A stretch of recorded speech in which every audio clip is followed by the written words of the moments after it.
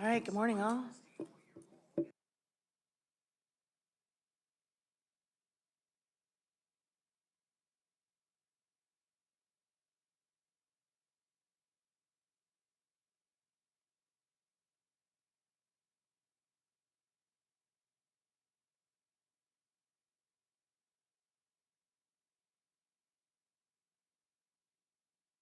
All right, good morning. The time is 8:55. The day is Monday, March 13th. And on our agenda today are deliberations for groups 3 and group 4. We'll begin this morning with deliberating group 3, commercial fishery registration, closed waters, groundfish policy. There are 5 proposals in this group, beginning with proposal number 157. Thank you, Madam Chair. For the record, Forrest Bowers, Proposal 157, 5AAC 39.115, designation of salmon net registration area. I move to adopt. Second. Staff comments, please. Proposal 157 would allow holders of multiple CFEC salmon limited entry net permits to register and use any combination of those permits each year. Alaska salmon fishermen have been required to choose a single net area to fish since well before statehood. In practice, permit holders designate the area where they intend to fish on a form provided by CFEC. Permit holders are issued a permit card for the area they designate regardless of how many salmon permits they hold. To remain valid, all salmon permits must be renewed annually, but no permit cards are issued for the registration areas that are not designated to be fished by the permit holder. Eliminating exclusive salmon net registration areas may increase economic benefits to fishermen by being able to fish in more than one area in a year. This action could encourage consolidation of statewide fishing operations and might reduce total overhead costs if fewer individuals participate. Although limited entry places a cap on the total number of units of gear that can be fished at any one time, participation varies across years and within seasons because some permits remain latent or unfished. Removing the existing regulations could increase effort and competition by bringing marginal or latent permits into the fishery. Moreover, buyers of additional permits could increase demand for entry permits with the potential of raising permit prices. Additionally, some management areas are regulated by district registration requirements. It is possible the intent of these regulations could be undermined by the flexibility this proposal seeks. As far back as the 1980s, the board has addressed proposals similar to Proposal 157. In 2007, Proposal 226 would have repealed the exclusive salmon net area restrictions for permit holders and vessels. The proposal failed. At the 2008 Kodiak Finfish meeting, the board took up Proposal 113, which would have provided an exception to the area registration requirements to allow a single vessel to fish in both the Cook Inlet and Kodiak salmon areas in the same year. And this proposal also was not adopted.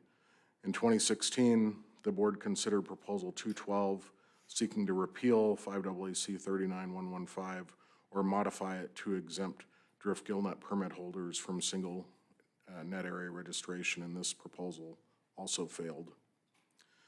The department is neutral on these proposals because they are unlikely to impede the department's ability to manage for escapement goals or sustained yield. However, the department is concerned about additional regulations that would make it more difficult for a person to acquire a permit and enter a new fishery by creating additional competition and demand for available permits. If these proposals are adopted, CFEC regulations would likely need to be revised through a separate CFEC proceeding.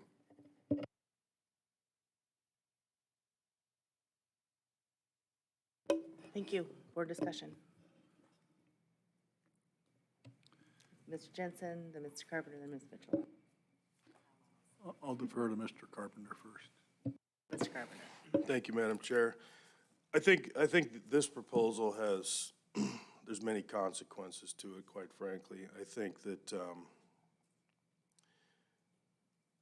the idea that allowing individuals to put more than one permit in their name and fish multiple areas in the state, it not only will artificially increase the value of those permits, I think it will actually deter young people from being able to acquire those these permits around the state. I think that there's a real concern, at least with me, that the socioeconomic impacts, especially to rural Alaska, where high value in permits tends to take those permits out of the small rural communities over a period of time, and I think that's a net negative for rural Alaska and the small villages around the state. I mean, those are my main concerns, and I'll just kind of leave it at that for now. Ms. Mitchell? Thank you, Madam Chair. I will note that there was no committee of the whole comments on this, and my thoughts on this proposal are in line with some of what Member Carpenter said. This is a pretty well documented in fisheries management research and understanding the impacts of fishery management decisions like this. I think it will cause for further fleet consolidation. I think it will disenfranchise new entrants. The value of the permits will escalate, and with the transferability component built into these fishing permits, it will undoubtedly pull fishermen and pull these permits out of Alaskan communities.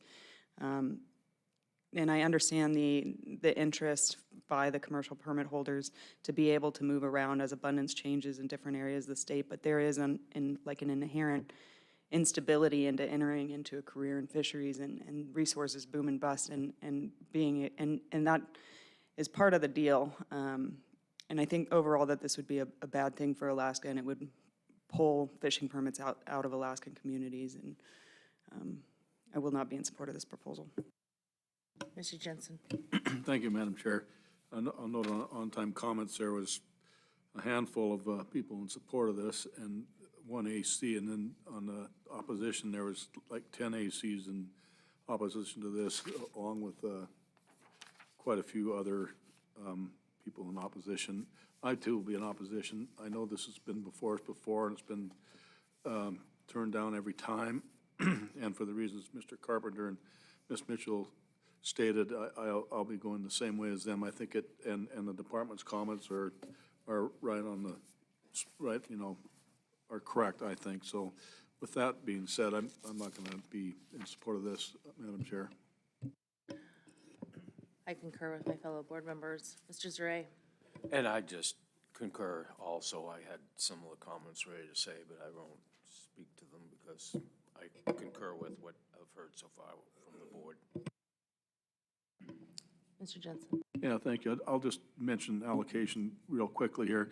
If this were to pass, it probably would have some pretty serious allocative consequences in the future, and it'd make it hard for other people to participate, maybe because prices of the permits will go up, and consolidation will take opportunity away from people trying to buy in. So, and if this proposal were adopted, I don't believe it would result in the additional direct costs for the private person to participate nor the department to manage, Madam Chair. Any additional board discussion? Question. Question's been called. Errors and omissions, Director Raybon? No, Madam Chair. Mr. Peterson? No, Madam Chair. Captain Prenzel? No, Madam Chair. Dr. Nelson, please call the roll. Final action on proposal 157. Zaray? No. Wood? No. Mitchell? No. Jensen? No. Carlson Van Dorp? No. Carpenter? No. Motion fails, 0-6, Madam Chair. Proposal number 158. Proposal 158, 5AAC 39115, designation of salmon net registration area. Move to adopt. Second. Staff comments, please.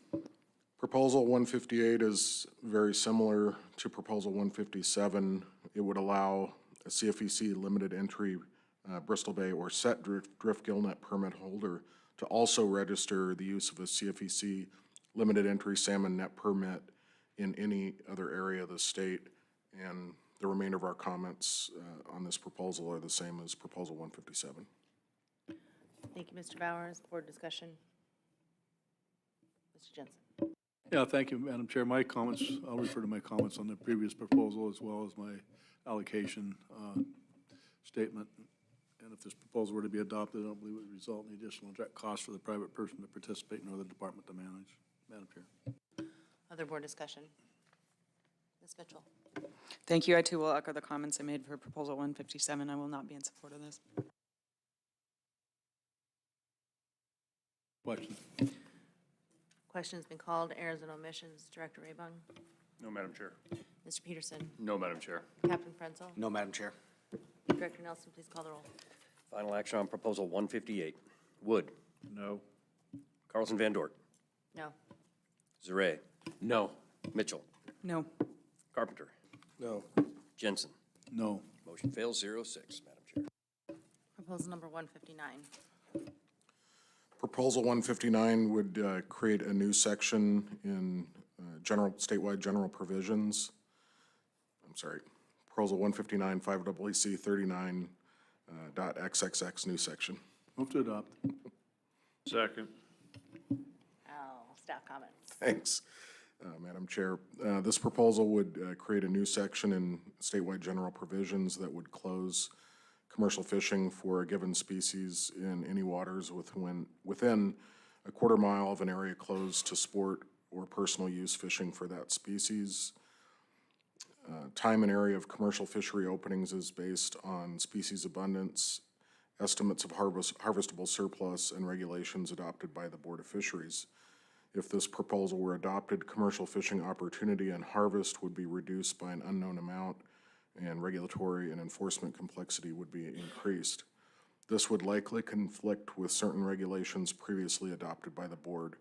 For example, the sport fishery for king crab is closed in southeast Alaska, but commercial and personal use fisheries occur under regulations adopted by the board.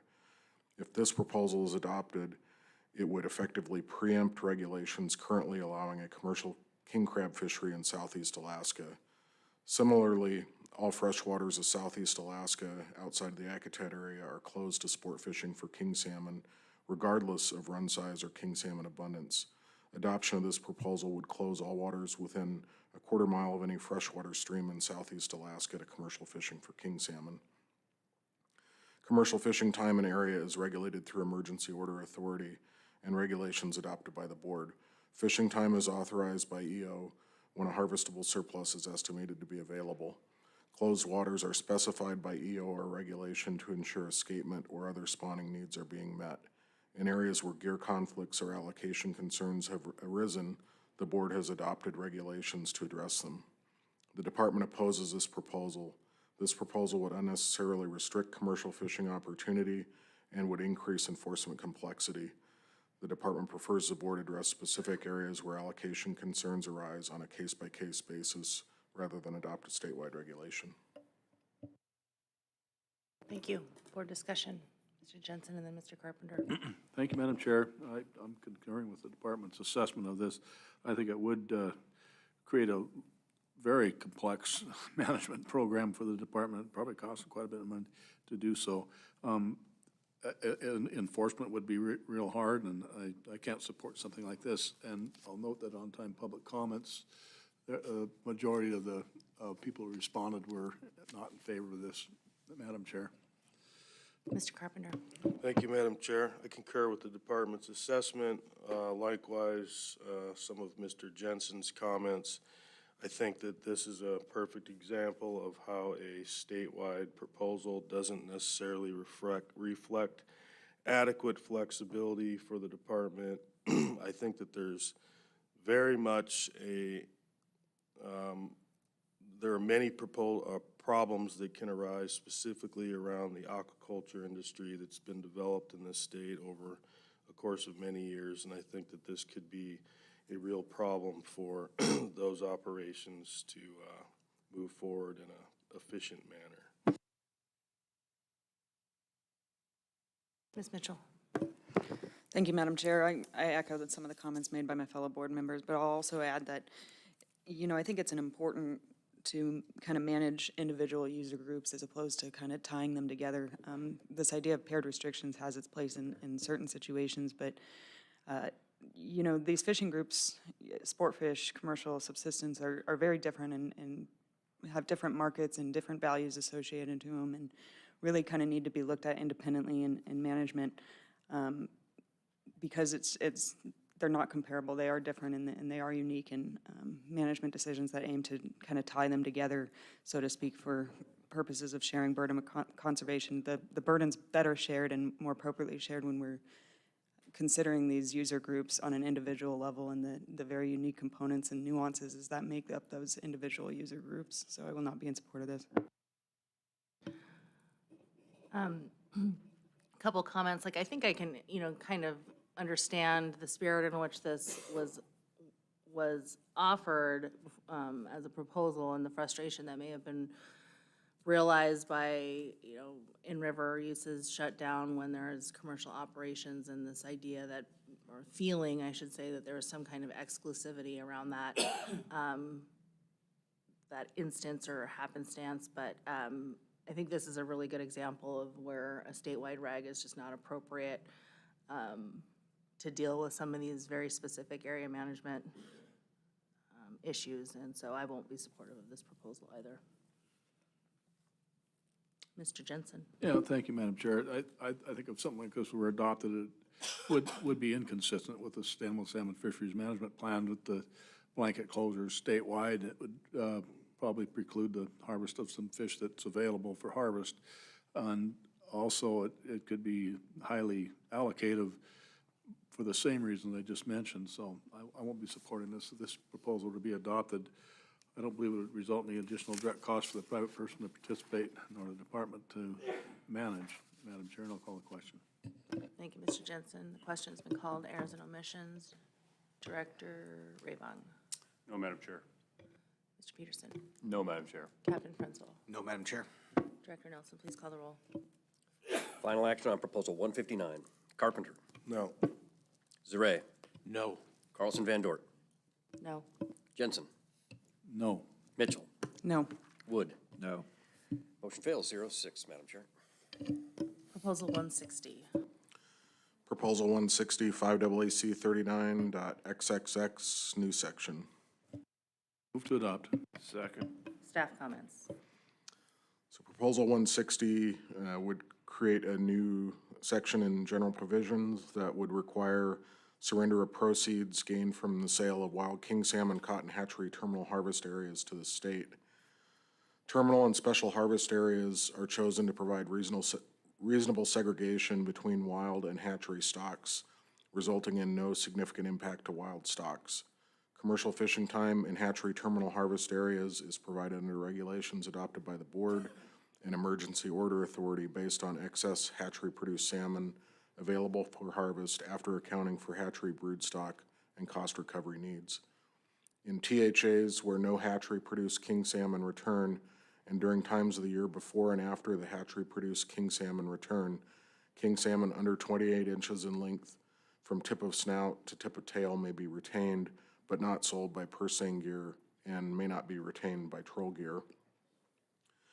Hatchery and wild king salmon cannot be distinguished visually, and the harvest of wild king salmon would likely not decrease if this proposal were adopted. King salmon are produced by hatcheries in Alaska, Canada, and the southern U.S., and not all hatchery-produced king salmon are marked with an adipose fin clip and easily identifiable. Regardless, some wild king salmon are also marked with an adipose fin clip, so this mark alone would not be absolute in distinguishing between hatchery and wild king salmon. Since known proportions of hatchery-produced king salmon are marked with adipose fin clip and tagged with a coded wire tag, catches can be sampled to generate hatchery contribution estimates for specific THAs.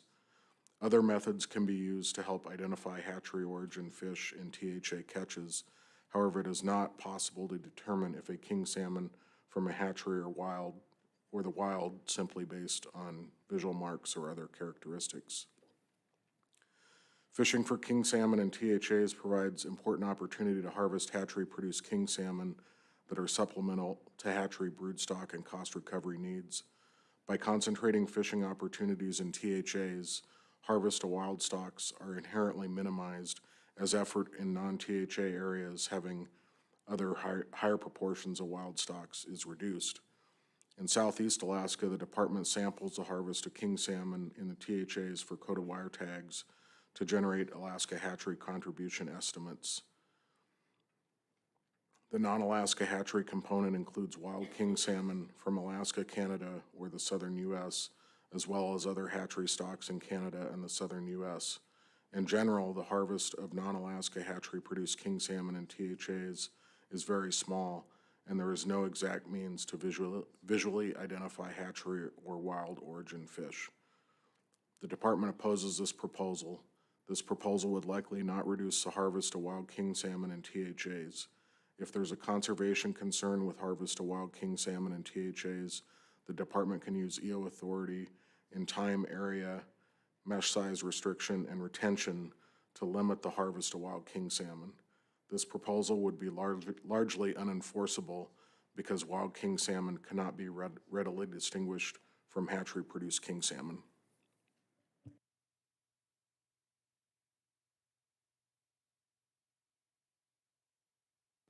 Very good. Mr. Wood? Thank you, Madam Chair. While reminding Forrest that he has a 2:00 flight, I happen to agree with the department that if you can't distinguish a hatchery from a wild salmon, how in the dickens, or king ground, how in the dickens are you going to ever enforce something of this nature? I'll be a negative vote. Mr. Carpenter? Thank you, Madam Chair. I just referenced the public comments on this. Is very little support. There were multiple advisory committees that were not in favor of this. I think the department has the tools available to them right now if they feel that a conservation concern exists. And I think understanding that the only true way to decipher the difference between a hatchery king and a wild king is thermal otolith marking, and that is something that cannot be done in a very effective and efficient time period, so I will be opposed to this. Ms. Mitchell? Thank you. I too will be opposed to this, and largely for the reasons that were noted in the staff comments and other board members have mentioned on the record here. And I'll also note that there was significant opposition in on-time public comments for this. I'm going to talk real slow because of that 2:00 flight. Mr. Jensen? Thank you, Madam Chair. This proposal, I concur with my assessment of my fellow board members of this proposal as well as the department. If this proposal were to be adopted, I don't think it would require any additional cost for the private person to participate nor the department to manage, and I'll call the question. Question has been called. Errors and omissions. Director Raybung? No, Madam Chair. Mr. Peterson? No, Madam Chair. Captain Frenzel? No, Madam Chair. Director Nelson, please call the roll. Final action on proposal 160. Mitchell. No. Jensen. No. Wood. No. Carpenter. No. Carlson Van Dort. No. Zaret. No. Motion fails, 0-6, Madam Chair. Proposal number 161. Proposal 161, 5WC 28.xxx, new section. Move to adopt. Second. Staff comments. So this proposal would create and establish an Alaska Board of Fisheries policy regarding the management of groundfish fishery resources in the waters of Alaska, similar to 5WC 28.089, guiding principles for groundfish fishery regulations, which were repealed in 2013. There is no overarching policy statement or set of defined objectives specific to groundfish fisheries in waters of Alaska. Rather, direction on how these fisheries are to be managed is provided throughout Alaska statute and administrative code. Because each groundfish fishery is unique, the board and department have favored fishery-specific regulatory development over broad statewide policy statements. If this proposal were adopted, it would provide guidance for the board and public on factors considered by the board when deliberating changes to groundfish fishery regulations in waters of Alaska. This proposal would not impact the way groundfish fisheries are managed, but may improve transparency in how changes to groundfish regulations are evaluated by the board. The board adopted 5WC 28089 guiding principles for groundfish fishery regulations in 1997 at a time when groundfish fisheries were expanding in waters of Alaska. This regulation contained eight principles the board would consider to the extent practicable when taking regulatory action on groundfish fisheries. These principles did not apply in several management areas, including the Eastern Gulf of Alaska, Prince William Sound, Kodiak, and Chignik areas where groundfish fishery management plans had already been adopted by the board. This created an inconsistency in how groundfish proposals would be deliberated across the state. As groundfish fisheries matured and management plans were refined, it became apparent that the guiding principles were no longer necessary because key elements of the principles were either codified in other regulations or already being considered by the board when deliberating groundfish fishery proposals. In 2013, the board repealed the guiding principles to promote regulatory simplicity and reduce duplicative regulations. Most Alaska commercial fisheries can carry sustainability certifications issued by the Marine Stewardship Council or Responsible Fishery Management Program, which many U.S. and global markets require to purchase Alaska seafood. Both certifications for Pacific cod currently carry a condition related to the lack of written fishery-specific objectives for state waters Pacific cod fisheries. The RFM certification also carries this condition for the state waters walleye pollock fishery in Prince William Sound. If these conditions are not addressed, sustainability certification is likely to be removed for these state waters fisheries in the next assessment cycle. The department participated in audits of these fisheries by MSC and RFM and worked with stakeholders in drafting this proposal to satisfy sustainability certification conditions. The department supports this proposal, although the department does not believe this proposal is necessary to carry out its sustained yield mandate. The department recognizes the importance of third-party sustainability certification to the fishing industry and maximizing value derived from Alaska's fisheries. Thanks. Thank you, Mr. Bauer. Mr. Jensen. Thank you, Madam Chair. At this time, I'd move to adopt the language found in RC 55. Second, ask unanimous consent.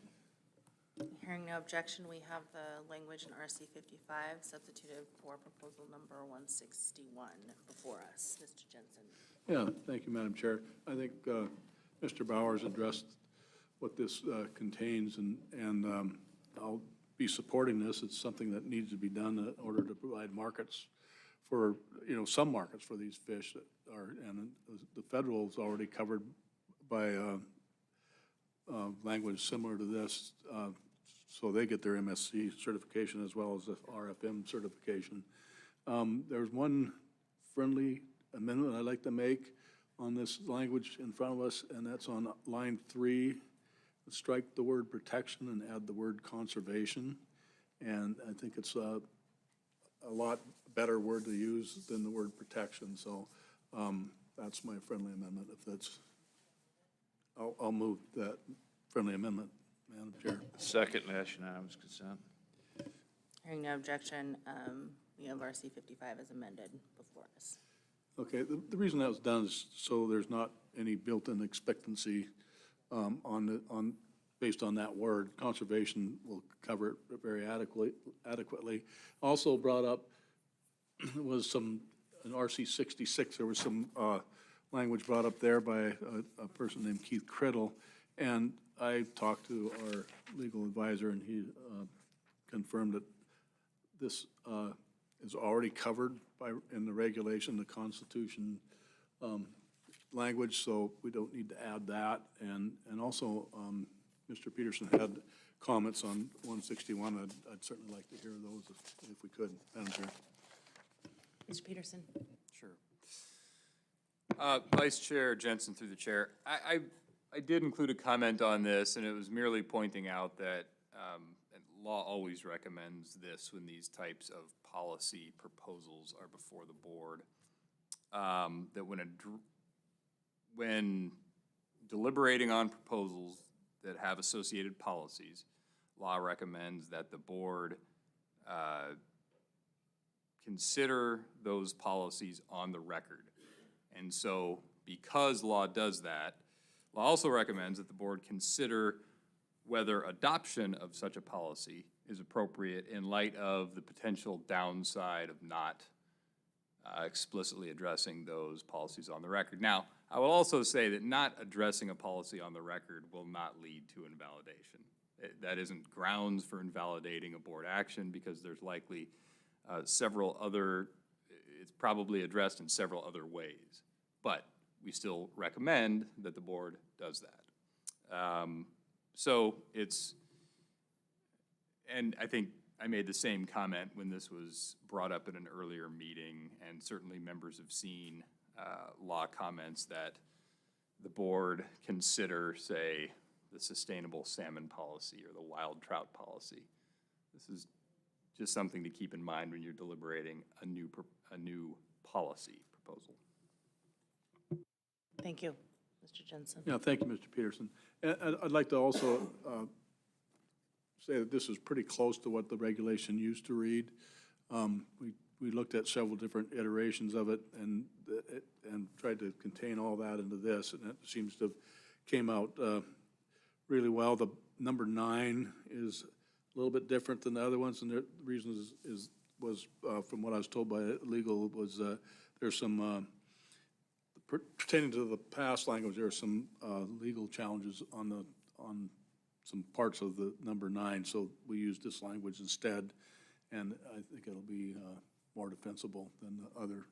So with that being said, that's what I have in this one. It covers everything that the previous ones did, and it's being introduced for what I think is a really good reason. It'd be consistent with what the federal regulations are, and it would also allow for RFM and MSC certification of these species, Madam Chair.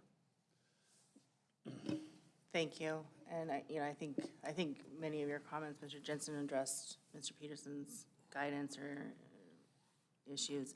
I would just also reiterate that, as I understood and what I heard in public comment, public testimony was, that this, currently, these other groundfish fisheries in the state have these certifications, not even state, federal certifications as well. This is specific primarily to I think a state waters codfish fishery, and it currently has this certification. Lacking this specific policy is in danger of losing that certification, which, as we've established, could have some serious market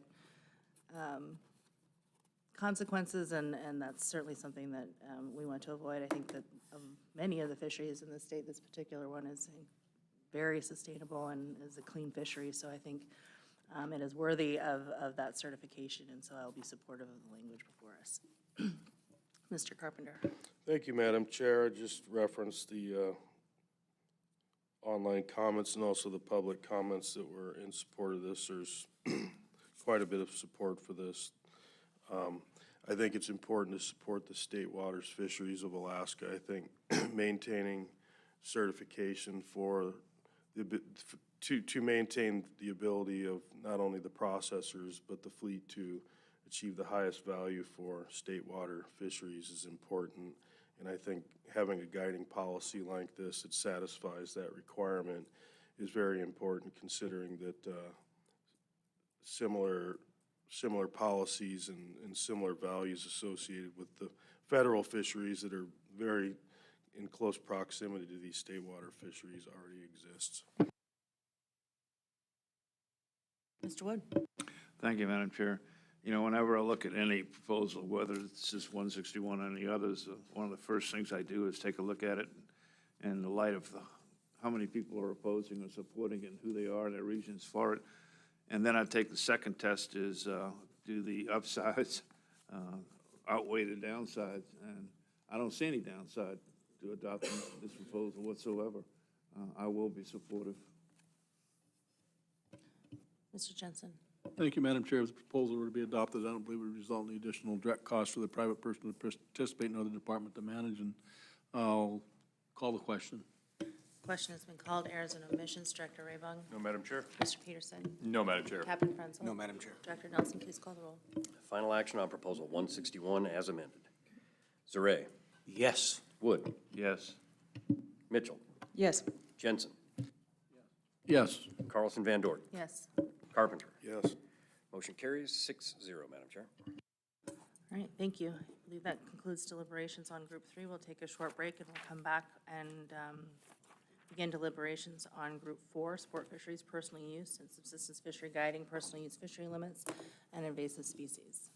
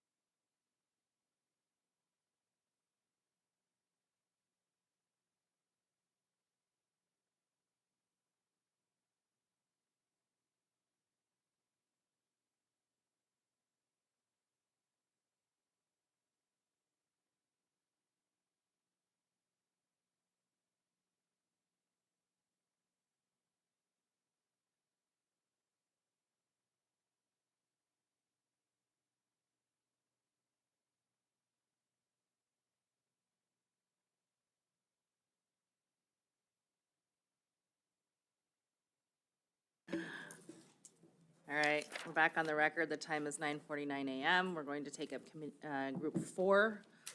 Again, sports fisheries, personal use and subsistence fishery guiding, personal use fishery limits, and invasive species. There are 8 proposals in this group, beginning with proposal number 162. Madam Chair, I'm Matt Miller with the Division of Sport Fish, the Cook Inlet Management Coordinator. Proposal 162, 5AAC 75077, Sport Fishing Guide Vessel Registration Requirements. Move to adopt. Second. Staff comments, please. This would allow the Department of Natural Resources registration decal to serve as proof of ADF&G Sport Fishing Guide Vessel registration in the Kenai River Special Management Area known as CRISMA. Madam Chair, following up on the Committee of the Whole yesterday, I did and went with Captain Frinzel, and we met with some of the user groups to clarify the question that came up about the stickers. It's described a little bit better in the proposal itself, 162, than I did in the staff comments, but there are indeed 2 stickers that are required. The first sticker is an initial sticker, which is a large football-sized, affectionately known as the watermelon sticker. The second sticker is the annual sticker that is required every year that's got the date on there. Our intent would be for the initial sticker to still be required, enforcement like that, it's a big visual sign for them to see on the river, and that the DNR sticker would serve instead of the annual fishing game sticker. So that would be our intent. We'd certainly support an amendment to. Thank you. Mr. Jensen. Yeah, thank you, Madam Chair. I'd so move on what Mr. Miller just talked about and look for a second on that. Second. So we have a second for discussion with respect to the amendment. So the question that I have then is, does that DNR sticker get issued every year? Is there a year on there? Or how does that work? Madam Chair, yes. It is an annual requirement that the DNR issues the Christmas sticker. And in order to get that, they have to be registered with Fishing Game. Got it. So instead of having 2-year stickers on your boat, you'll have 1-year sticker on your boat. Correct. Got it. That makes sense. Appreciate that. Mr. Carpenter. Thank you, Madam Chair. And just so I'm clear, I understand the football sticker, but is the other sticker an either or? Mr. Carpenter, I'm sorry, ask that again. Is the annual sticker, the date sticker, an either or what? Well, currently it's the football sticker and the annual sticker. Correct. And basically what this would do you'd be able to utilize this other one, correct? That's correct. So the football sticker would still be there, the watermelon, and then when you went in to get your annual sticker with the date on there, you wouldn't need to place that one on your watermelon. You could use the DNR sticker, which in order, you have to get the date one in order to get that one. Okay. So it's just getting rid of one sticker. Okay, I got it, thanks. And the vast majority of the boats operated in the, in the DNR certified area or whatever. And so if somebody, for example, wanted to go outside of that area, they would still have to come to you and they would still have to get that additional annual sticker, right? That is correct. Got it. Mr. Wood. Pass unanimous consent on the amendment. Hearing no objection, so moved. Any other discussion on this proposal? I mean, given those clarifications, I think that helps me understand how this would be used, and I understand the purpose of it now, and then it's just, it's just one less little complicating step unless you wanted to move outside the DNR area. Mr. Jensen. Yeah, thank you, Madam Chair. I concur with you. It just simplifies things and it's good clarification, so that makes it a little bit, one less sticker they have to apply on their boat every year. So I'm going to be supportive of it, Madam Chair. Mr. Carpenter. Just like to reference the public comments, specifically the Cooperland Advisory Committee and the Kenai Soldotna Advisory Committee, the Anchorage Advisory Committee, and then also the Kenai River Sport Fishing Association, which I believe all those are pretty relevant in this conversation. Mr. Tobey. Thank you, Madam Chair. Just for clarification for our reg specialist, that the action that Board Member Jensen was asking would be moving the language from B1 into B2, so that B1 would stay as written in current regulations, and that language that was added in B1 would replace the language in B2 currently. So just so that Shalene has that for clarification. Thank you. Mr. Jensen? Yeah, thank you, Mr. Tobby. So that's in 5 AAC 75.077, is that what you're referring to? That's correct. Okay, thanks. I'll be in support of this, Madam Chair. If this were adopted, I don't believe it would result in additional direct costs for the private person to participate in the department to manage. I'll call the question. Question has been called. Errors and omissions, Director Tavai. No, Madam Chair. Mr. Peterson. No, Madam Chair. Captain Prenzel. No, Madam Chair. Director Nelson, please call the roll. Final action on Proposal 162 as amended. Mitchell, Yes. Jensen, Yes. Wood, Yes. Carpenter, Yes. Carlson Van Dort, Yes. Zaret. Yes. Motion carries 6-0, Madam Chair. Proposal number 163. Proposal 163, 5 AAC 77 XXX, new section. Madam Chair, move to take no action based on the withdrawal of support by the author found in RC 08. Second, and that's unanimous consent. Hearing no objection, the board will take no action on proposal number 163. Proposal number 164. Proposal 164, 5 AAC 77 XXX, new section. Move to adopt. Second. Staff comments, please. This proposal would establish registration and reporting requirements for personal use guides and transporters.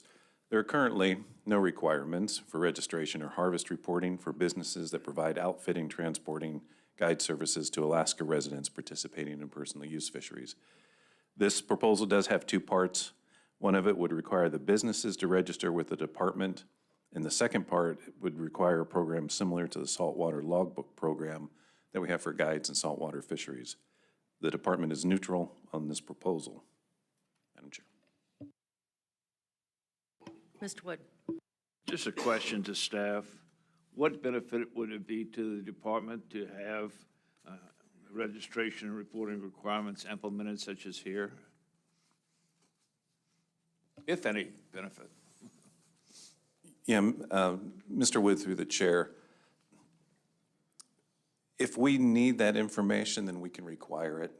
And so typically, I can't think of how we'd use the guide registration information, and the reporting requirements would cause a series of complications. Thank you, and I concur with that completely. I just see no justification for implementing something of this nature other than it would put more onus on operators, and perhaps that was the objective in the first place. Mr. Jensen. Yeah, I concur with Mr. Wood. It's going to require additional funding by the department. That's not within our authority to require the department to budget money. So with that, I'm going to be in opposition to this one, Madam Chair. Mr. Carpenter. Thank you, Madam Chair. Maybe, Matt, if you can just clarify it. Currently, transporters, they already have to be registered with somebody, don't they? I mean, maybe not with the department. Do they have to be registered with DNR or the Economic Development Corp or something like that? Is it, just curious. Transporters for fishing do not need to be registered. That's just for big game. That's just big game. Okay, thank you. Well, I just will just speak to it. I don't see any benefit, particularly for management with respect to the in-season reporting requirements for PU. I did have drafted RC 86, which deals only with the guide registration for personal use guiding. You know, I don't think I intend to offer it at this time, but I just kind of wanted to talk about it a little bit, that I think that there could be in the future maybe some benefit with respect to registering, just so that we have some idea of how much interest or gauge the participation in the PU guide business might be. I think it's pretty small at this point and probably, I'm not sure that, I'm unconvinced that it's worth the cost that it would take for the department to implement at this time, but I think it's something that's worth considering. Maybe it's considered on an area basis in the near term for those particular areas that experience this PU guiding activity. There is language here, like I said, that I've had worked on, but it will not cost the participant necessarily to register, but it will add cost to the department, which of course we can't compel the department to enact. But I just kind of wanted to throw that out there, that it's something that may have merit at some point, and that I've had language drafted for that. But I think the participation level is small at this point. But I do think it's something worth kind of keeping an eye on in the future. Again, especially for those areas where this issue seems to be emerging more and more and becoming more and more contentious. Mr. Zare. Yeah, I concur with everything every board member has said, and so I won't repeat it, but just want to state that. Ms. Mitchell. Thank you, Madam Chair. Yeah, I think, the personal use fishermen having to report their harvest with their permit is sufficient at this time. I do understand, kind of wanting to know how many commercial operators are out there, but at this time, it seems that it's minimal and that the, department should have a pretty good idea of what's happening there. I think with the language in RC 86, I'm just kind of reviewing it now, and it looks pretty similar to what's required for a sport fish guide registration, and that I am familiar with. And one thing I note is we talk about implementing regulations like this that would require the department to, it would require money for the department to implement, and obviously that's outside of our authority, but, when you register as a sport fishing guide or a business, there's no cost associated with that, and potentially that's a loss of revenue to the state to be able to, garner money for the research needs that we constantly are having in the state and for the reporting needs that we have. And so just putting that thought out there that there's really no cost associated with being a sport fishing guide in the state or registering a business in the state. And that's a loss of a revenue stream that could really fund some things for fisheries management in the state. So just put that out there. Any additional board discussion? Mr. Jensen. Thank you, Madam Chair. This proposal would be adopted. I don't believe it would result in the additional direct cost for the private person to participate, and I'll call the question. Question has been called. Errors and omissions. Director Tobey. No, Madam Chair. Mr. Peterson. No, Madam Chair. Captain Frenzel. No, Madam Chair. Director Nelson, call the roll, please. Final action on proposal 164. Zare. No. Wood. No. Mitchell. No. Jensen. No. Carlson Van Dort. No. Carpenter. No. Motion fails, 0-6, Madam Chair. Proposal number 165. My name is Robin Dublin. I'm the Southern Region Southern Region Program Manager for Subsistence. This is Proposal 165, 5 AAC 01XXX, new section. Move to adopt. Second. Staff comments, please. Proposal 165 would prohibit guide services in subsistence fisheries. There are no regulations to prohibit a person from providing outfitting, transporting, and guide services to Alaska residents participating in subsistence fisheries except in the Glen Allen subdistrict of the Prince William Sound area where providing subsistence fishing guide services is prohibited. There is no statewide regulatory definition of subsistence fishery guide services. If this proposal were adopted, it may better align subsistence fisheries with the intent of a statutory definition of subsistence uses being non-commercial uses. In subsistence fisheries that have a high participation, this may also reduce competition. This would reduce participation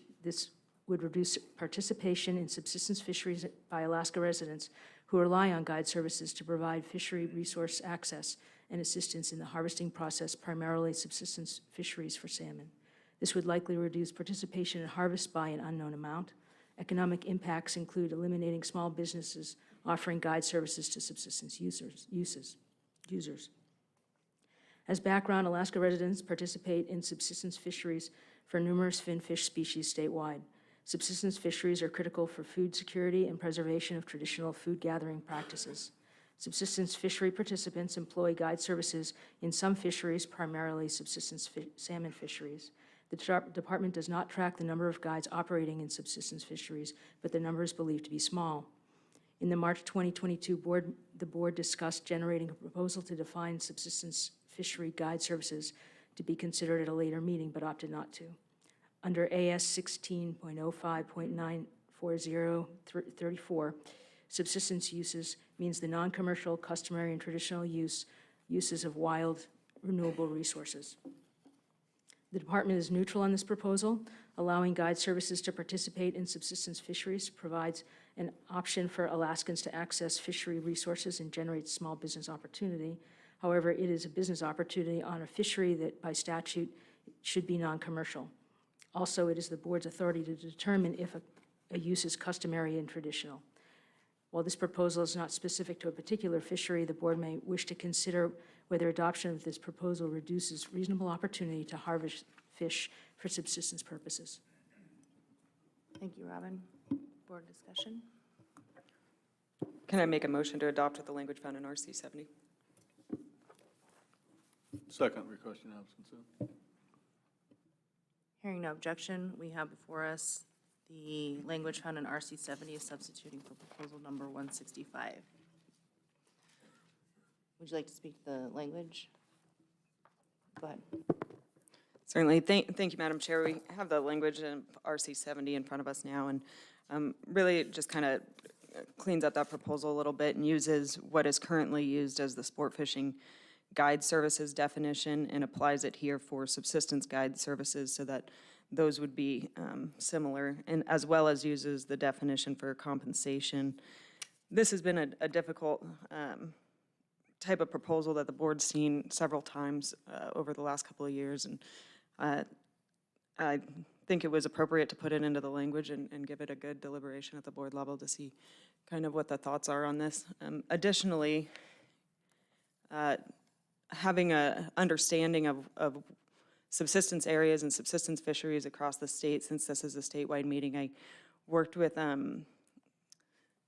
Ms. Olson with Department of Subsistence and provided RC 78, which provides an overview of the different subsistence areas across the entire state and each of the subsistence regions. And perhaps Ms. Olson can kind of speak to what RC 78 entails.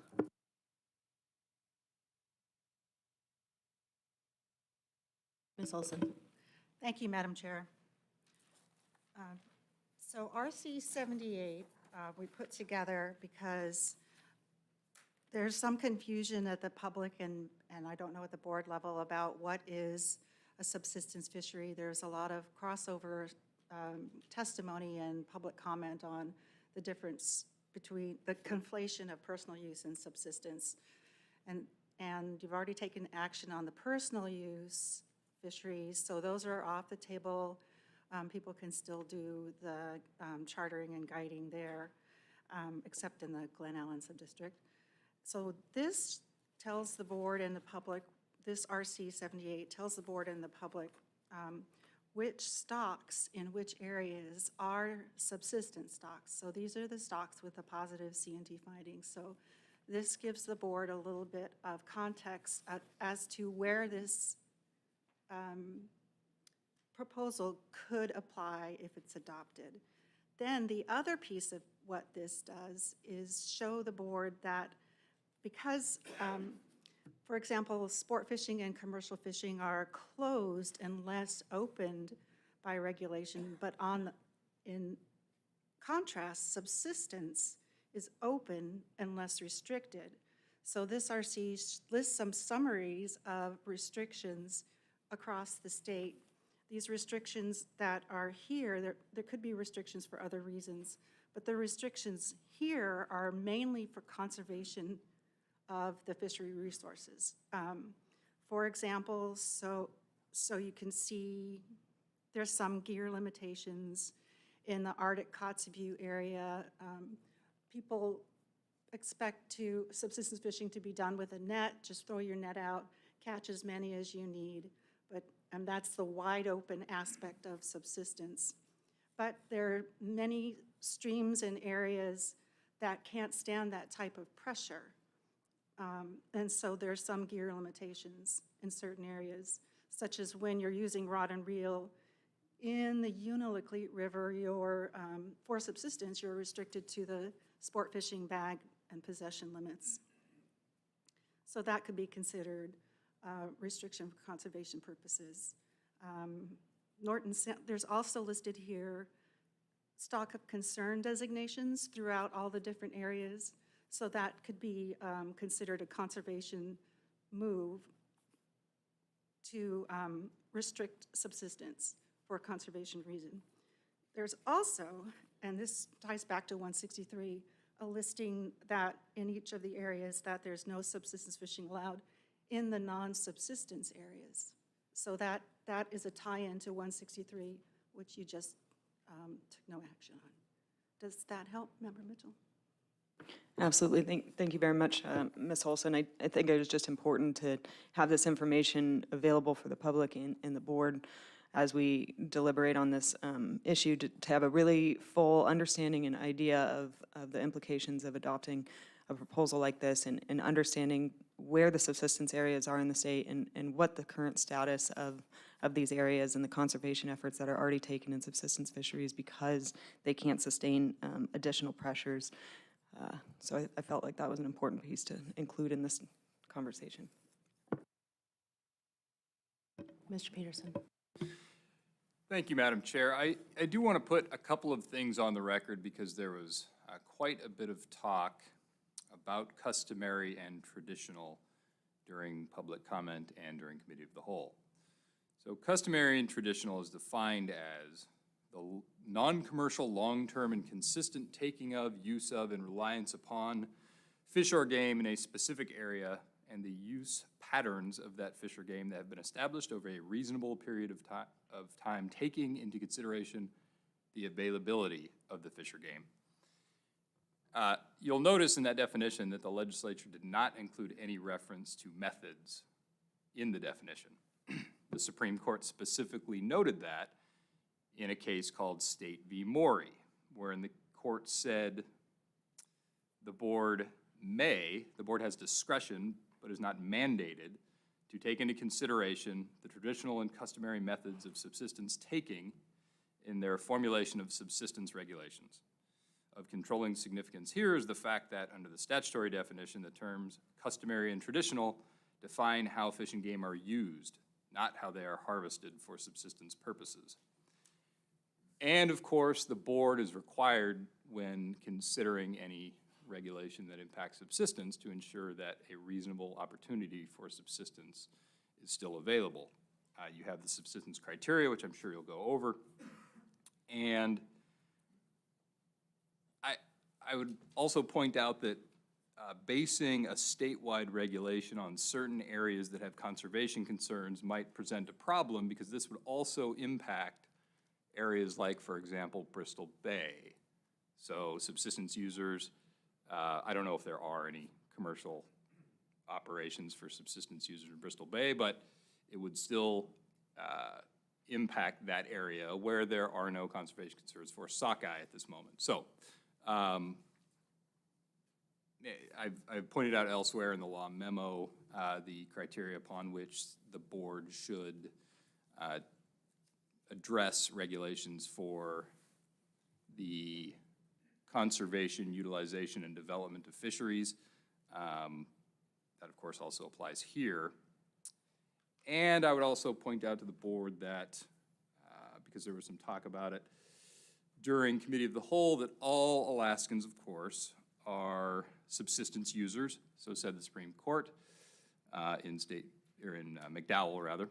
And as demographic trends continue and folks shift to areas, well, and trends may reverse, but if the trend continues where folks from rural areas shift to more urban areas that are currently non-subsistence areas in Alaska, this would obviously impact their ability to go out to subsistence areas and engage in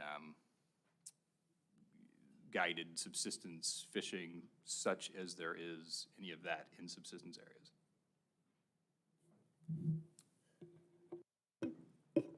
Board discussion, Mr. Wood and then Mr. Zare. Thank you, Madam Chairman. This issue came in front of the board at the Cordova meeting, but it was restricted to that one location and was not expanded beyond that. And the question was presented at that board meeting after action was taken, whether we should take it up to statewide. And the board at that time was not in favor of taking it up statewide. But nonetheless, it came here through a private individual, which is quite legitimate. But I want to incorporate all of my remarks made at that Cordova meeting on the issue, because my analysis boils down real simply to what is the definition of subsistence. And you got three elements in there, and the attorney just went over them quite well. He went over them quite well in Cordova meeting as well. So it's not like this is something we haven't dealt with in the past. But I do believe the guide services, when used in relationship to subsistence, are commercial in nature and would therefore disqualify them from being used. Now, the dilemma I'm in is if you do that statewide, and the attorney addressed this as well, you've got to address the reasonable opportunity for all the areas to be met, and you can't do that with a statewide regulation. But when I'm weighing it, the legal end of the equation, to me, outweighs that of the statewide consideration. So I'll be voting in favor of it. It's a weak yes. I would point out that on the record down at Cordova, and I'll put it on the record here, the prohibition would never have gotten my vote for personal use. And if had 163 come up for a vote, I'd have led the fight to make sure that that didn't happen. But nonetheless, with subsistence, because of my conclusions on whether it meets the definition of subsistence, I will be voting to further the proposal, and do so reluctantly, but nonetheless, that's where I stand. Mr. Zare. Thank you, Madam Chair. Yeah, after listening to everything I've heard here this morning carefully, I haven't changed my opinion that I'm about to read here. At this time, I cannot support a statewide proposal limiting or eliminating the current transporter and/or guide services offered by individuals and small businesses. While the practice is meant to generate income for the guides, it seems not commercial from the standpoint of the user of the resource who is only trying to participate in a lawful fishery to obtain food. I do not feel comfortable restricting or eliminating statewide a practice that somewhat mirrors what I have seen going on in completely rural parts of the states, where persons, particularly elders, will occasionally compensate and pay younger people for boat rides and their time to catch fish for them and to cut for their food. And like I say, lastly, I think fishing time and amounts of fish taken in individual areas are more appropriate ways to control fishing if and when it is determined that there's too much pressure on a stock of concern. Thank you, Madam Chair. Mr. Carpenter. Thank you, Madam Chair.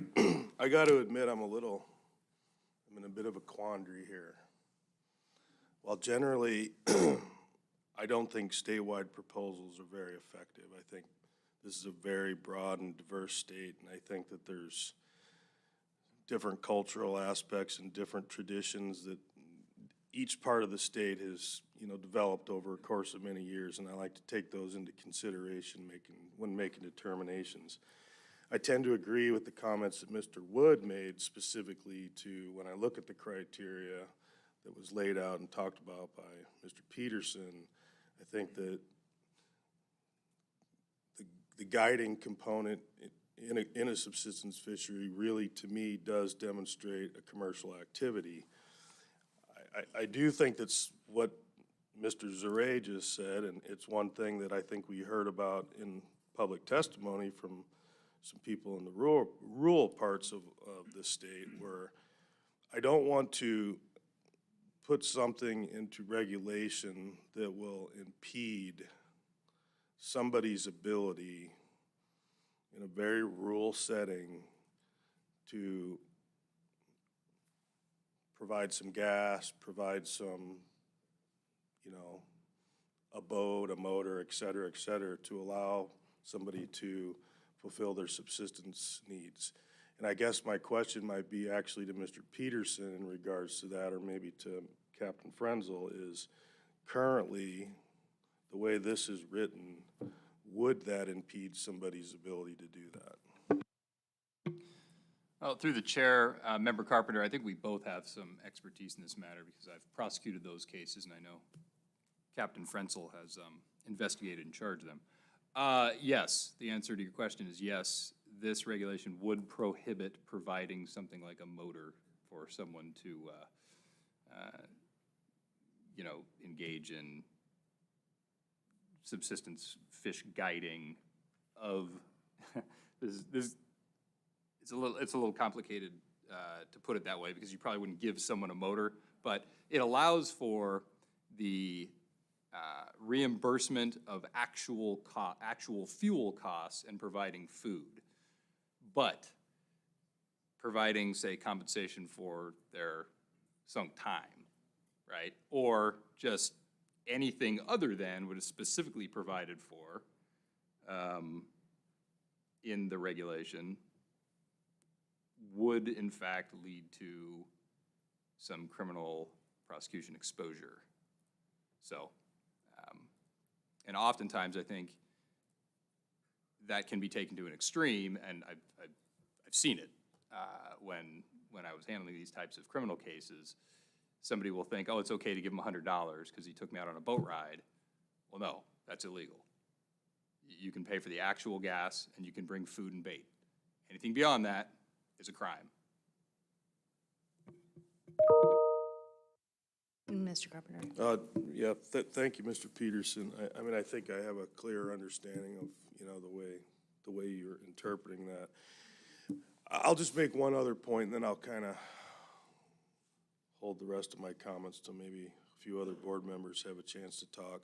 The other thing that I consider when I think about commercial operators in the subsistence fishery is I worry about the potential of people that have been subsistence fishing for a long period of time and in a certain area, and I worry about commercial operators who are now understanding that all residents of the state have the same access to the resource, but there are definitely people in the state that have more ability to hire a commercial guide to take them subsistence fishing than others. And I worry about that service impeding some of the more rural situations where there's been a very long pattern that's been developed by these communities and individuals to access the most lucrative or fishy spots. And I would hate to see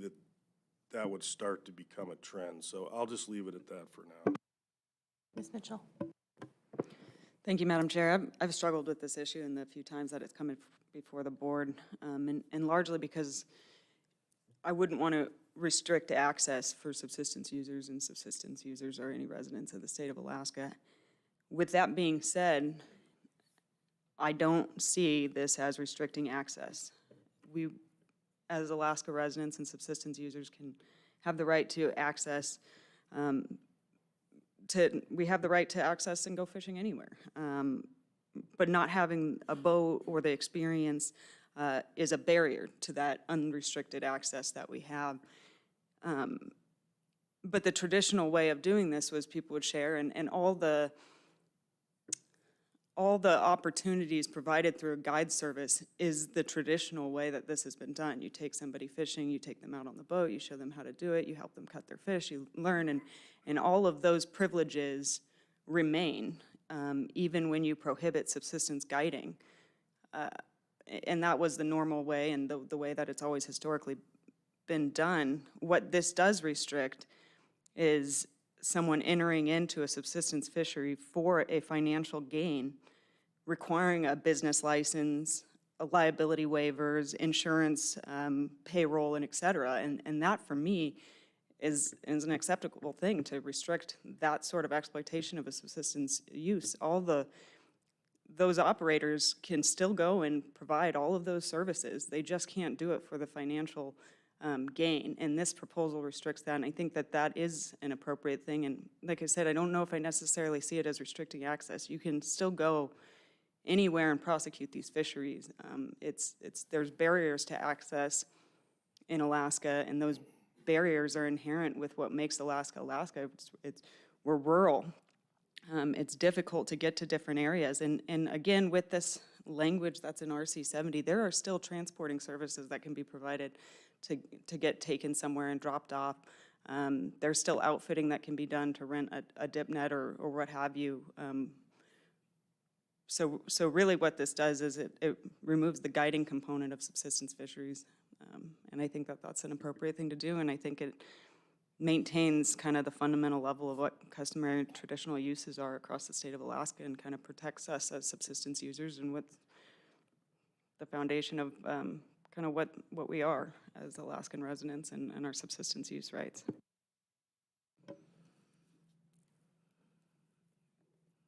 I have a couple thoughts on this, and I too want to reference my comments from the Prince William Sound meeting when the board discussed this issue with respect to the Glen Allen sub-district restriction. I think this is reasonable. And when we start to some of your comments, Mr. Peterson, when we were talking about the definition of subsistence and providing reasonable opportunity and reasonable time, and that the board and that I believe you said it was the Supreme Court or the court, whatever, affirmed that the board could still maintain methods and means in terms of how a subsistence fishery might be prosecuted. I think that this kind of gets into that, but it's rooted for me in that customary and traditional language. And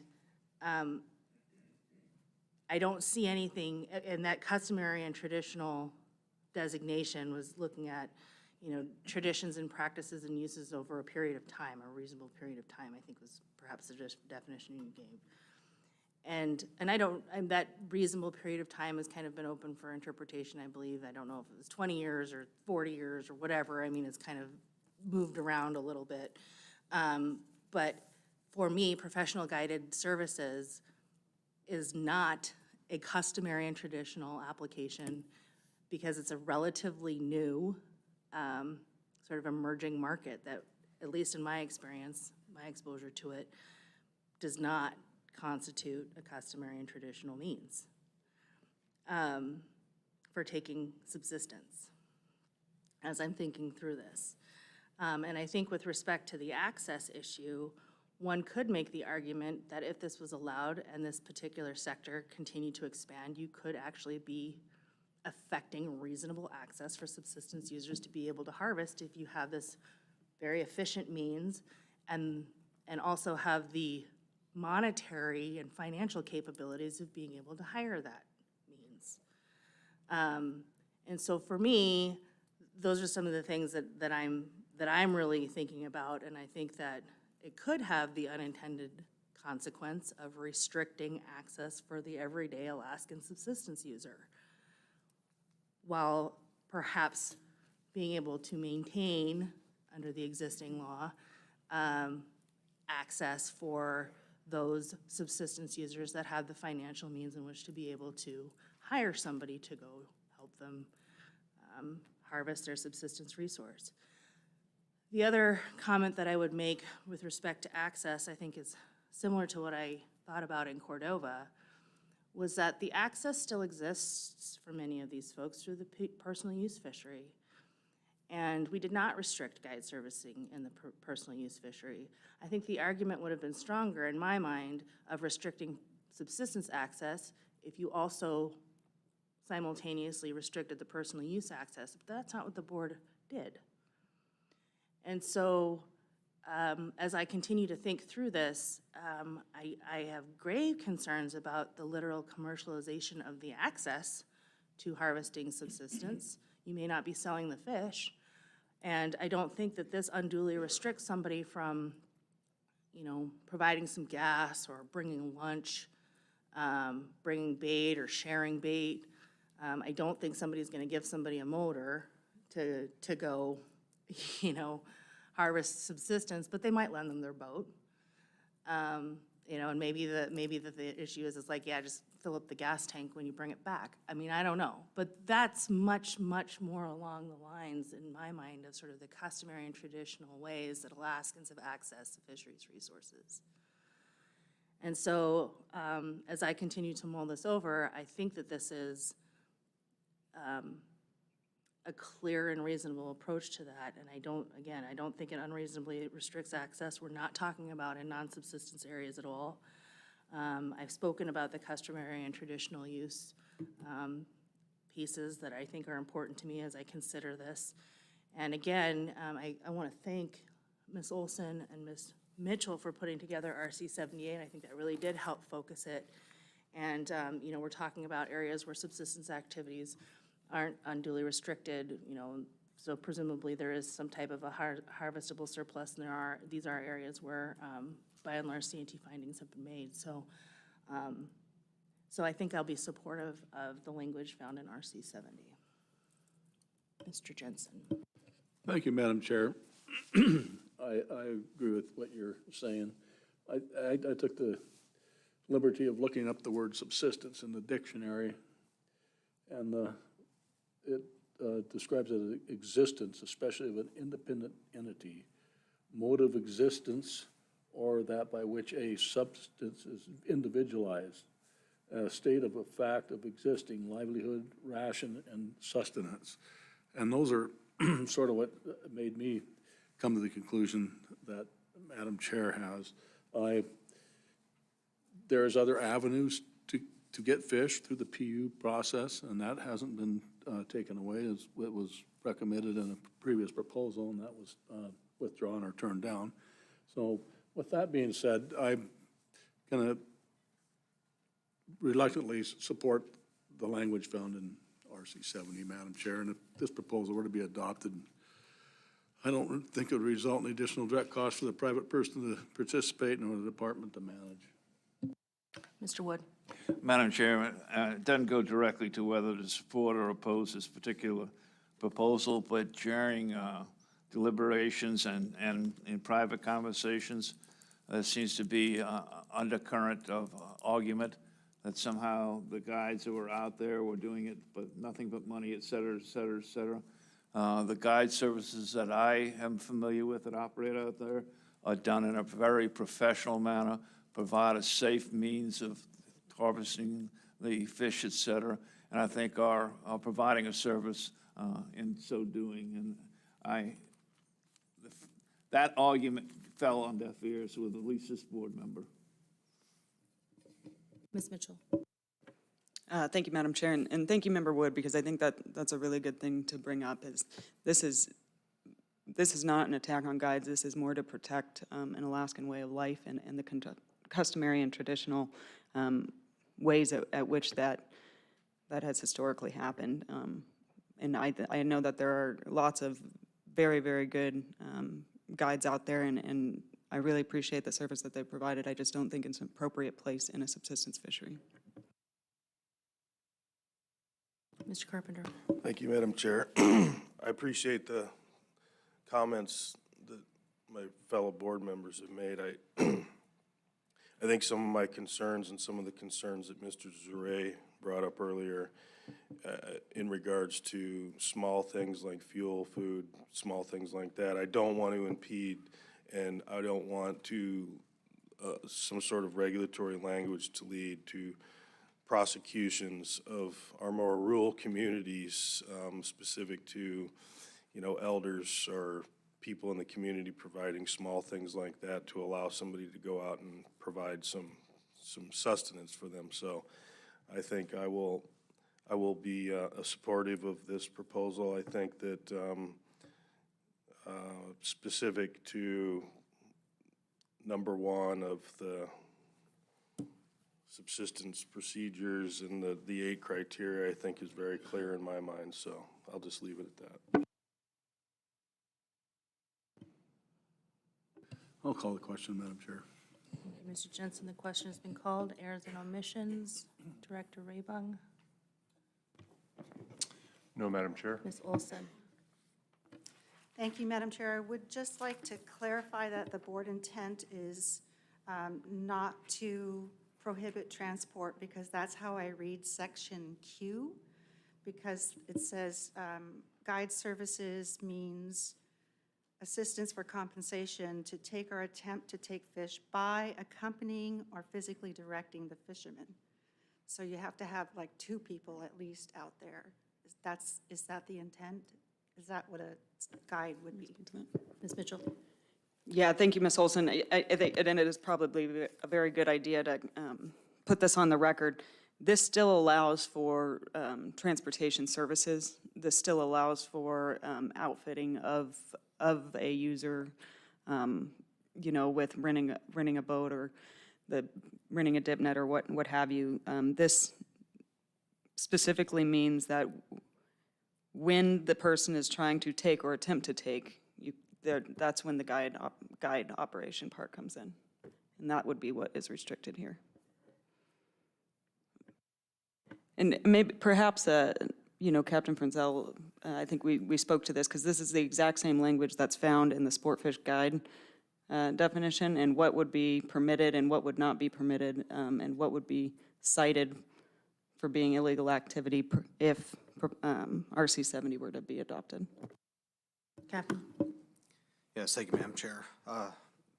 Member Mitchell, the accompanying is very clear. The person, the guide, or whoever it is that's being compensated would have to be there with them physically accompanying. So dropping off a fisherman on a riverbank, paying a small plane pilot to drop you off somewhere, or an Uber driver to run you somewhere, this would all be legal under this. We get into physically directing the fisherman. Some areas in there, question comes of, can I have a fish wheel in the water and rent out time on that fish wheel? I would look at that as physically directing someone. You put that fish wheel in the water, it's being operated, and they're just coming up and paying for time on that. That's physically directing them. You directed that piece of gear into the water for their use. So I would say that would be an unlawful activity. Does that provide the clarification you were seeking, Ms. Olson? Thank you, Madam Chair. Yes, no errors or omissions. Thank you. Mr. Peterson? No, Madam Chair. Captain Frenzel? No, Madam Chair. Director Nelson, please call the roll. Final action on proposal 165 as amended with RC 70 as substitute language.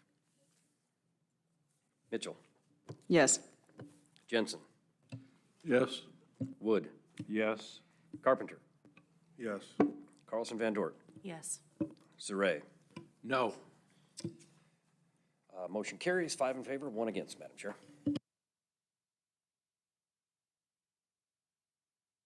Proposal number 166. Proposal 166, 5AAC 77015, personal use fishing permits and reports and display of personal use fish. Move to adopt. Second. Staff comments, please. Madam Chair, this proposal would establish a statewide limit for personal use dip net salmon fisheries.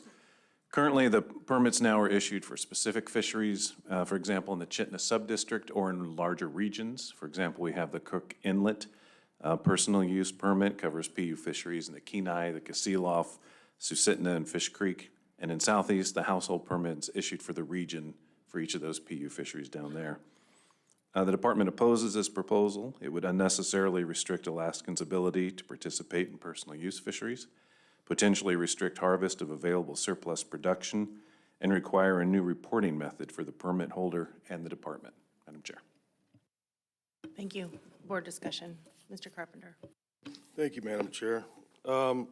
Question for the department, not sure who can answer it, but just want to get some clarity. When all the PU fisheries in Cook Inlet were developed, it's been a course of many years, some newer than others. What was the rationale and what was the reasoning behind creating a bag limit that was kind of uniform between all the fisheries in the Cook Inlet region? And what was the determination, if you can remember, as to why that number was chosen? Yeah, Mr. Carpenter, through the chair. I'll take a crack at that. And board members with history on the board, looking at you, Mr. Jensen, or perhaps headquarters can help fill in if I misstep here, but I would say that the reason that that happened is because these personal use fisheries were kind of piecemealed together over the years.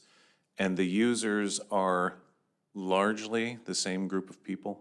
It's Cook Inlet, so we're talking about largely people in the Mat-Su Valley, and on the peninsula, Anchorage, down Susitna, Kenai are using those. And so they might go and fish at the Fish Creek personal use fishery and then go down and fish some down at the Kenai Dip Net, or people who fish Kenai Dip Net might also go down to Kasilof and put out a net. So I believe that they were developed that way just based on, they were all Cook Inlet, they all had similar user groups for the most part, and I think they just kind of got pieced together over the years. And so as a new personal use fishery was developed, you had the question of, are we going to develop a whole new permitting and recording system for this, or are we just going to tag it on with an existing permit? Mr. Chair. Follow up if I could, Madam Chair. And then kind of, thank you for that explanation, and I guess kind of following up with that, and I don't know if you know the answer to this or not, Matt, but do you think that number was developed because that there was some reasonable expectation that for these fisheries in Cook Inlet specifically, that was reasonable opportunity, or that number was kind of based around what reasonable need might be? Yeah, Mr. Carpenter, through the chair. Well, I frankly would have to go back and look at the record and revisit those discussions on how those household limits were set. I can't remember if they were based off of Chitna. Mr. Talby looks like he's got some more information on that, so I'll pass to him. Mr. Talby? Yes, through the chair, Mr. Carpenter, what I recall in reading the history of the Cook Inlet in particular, there were subsistence limits prior to the development of the personal use fisheries, and so those limits were transferred over, similar with the Copper River. Those limits were put in place prior when there were subsistence fisheries, and those limits were carried over into the PU fisheries. Thank you for that, Mr. Chubby. I mean, I remember clearly that the ANS was specifically involved with the PU fishery in Chitna, for example, coming up with that bag limit. And I was just curious if that was also how it was done in Cook Inlet, because I'm trying to figure out why reasonable need in one place, which makes sense to me, why there can be this transfer along the road system, and I'm just kind of struggling with that right now, but I'll stop there. Mr. Wood? Question of staff, and it doesn't directly deal with the proposal per se, but on sports regulations, if I were to go to, for instance, Kenai and catch 5 sockeye, get my motor scooter, then go up to Matt Valley and catch another 5, does the first 5 apply towards the overall limit, or does each individual stream have their own limits that would dictate? Yeah, Mr. Wood, through the chair, those are regional limits. We have this discussion actually quite frequently about the Southeast, for example, coming up and fishing in South Central. It's my understanding, yes, you could, for example, go down to the Kenai and catch your sockeye bag limit, and then you could go to another area, to another stream, and get that limit. So the 2 limits. As long as you're not exceeding your bag limit in any system that you're fishing. For example, this has come up where we have questions about people who are fishing Resurrection Bay saltwater, where the bag limit may be 6, and then they want to go back home to Kenai. Well, you can't stop and fish at the Russian River because the bag limit for sockeye there is 3.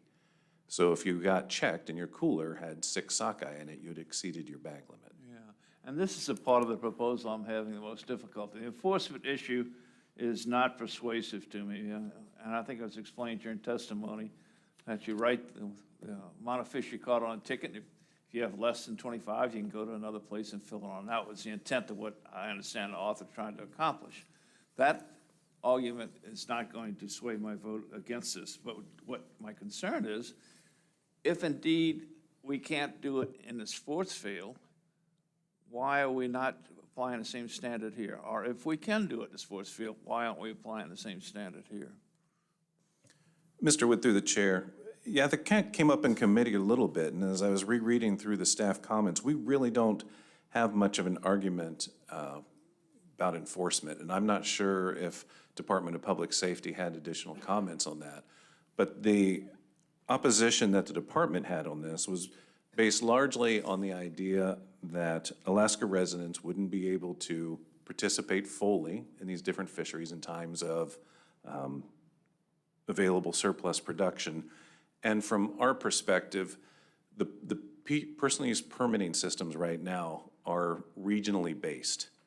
So out of Region 2, we have staff based in Palmer that collect all of that personal use data. The database is housed there, it is analyzed there, it is drafted. And in order to do this, it would require us, and I frankly have not gotten my head entirely around it, to either be able to cross databases so that we could see if a household that participated in the Cook Inlet fishery also participated in the the Chitina dip net fishery, and how many they got, so we'd have to have that, or we'd have to delete the whole thing and come up with one large database. And we're talking about, in those two fisheries, in Chitina and Upper Cook Inlet, 30 to 50,000 household permits. So it's a big undertaking, Mr. Chair. If I might pursue just one step further, the region limitations you're describing, if I understand correctly, would remain intact in place even with the adoption of this. In other words, if they went up to Chitina, they'd have to get a Chitina permit under your example. So the personal use limitations of each region would be still there in place. They could not exceed them. And so I'm trying to figure out where you're going with the argument that you need this big database. Commissioner and then Captain Principal. So there are many other personal use salmon fisheries than just Chitina and Cook Inlet. You know, there's ones in southeast Alaska. So if you're talking about a statewide limit, it would require a fairly, you'd have to have a statewide personal use salmon permit that would allow you to accumulate up to whatever limit you set and not exceed that, you know. And again, there's a lot of different personal use fisheries across the state other than those two. Captain Frenzel. Thank you, Madam Chair. For Member Wood's question there regarding bag limits. So in the sport fishery, a bag limit is set for the area you are fishing. The areas are defined southeast. So if the limit's 6 there, you can in the same day take a bag limit somewhere else. Statewide bag limits, as we heard in public comment a couple times, there's state bag limits. There is for big game. And that there is state limits, annual limits for like big game, that allow you not to take 3 deer in Kodiak and then another 3 down in southeast. The only statewide bag limit is shark for saltwater. That's a statewide. Everything else is for the area they're fishing. And personal use is the same thing. It's for the area southeast. If you get a personal use for Sweetheart Creek down there, then you can come to Kenai and get your permit there and get that area's limit.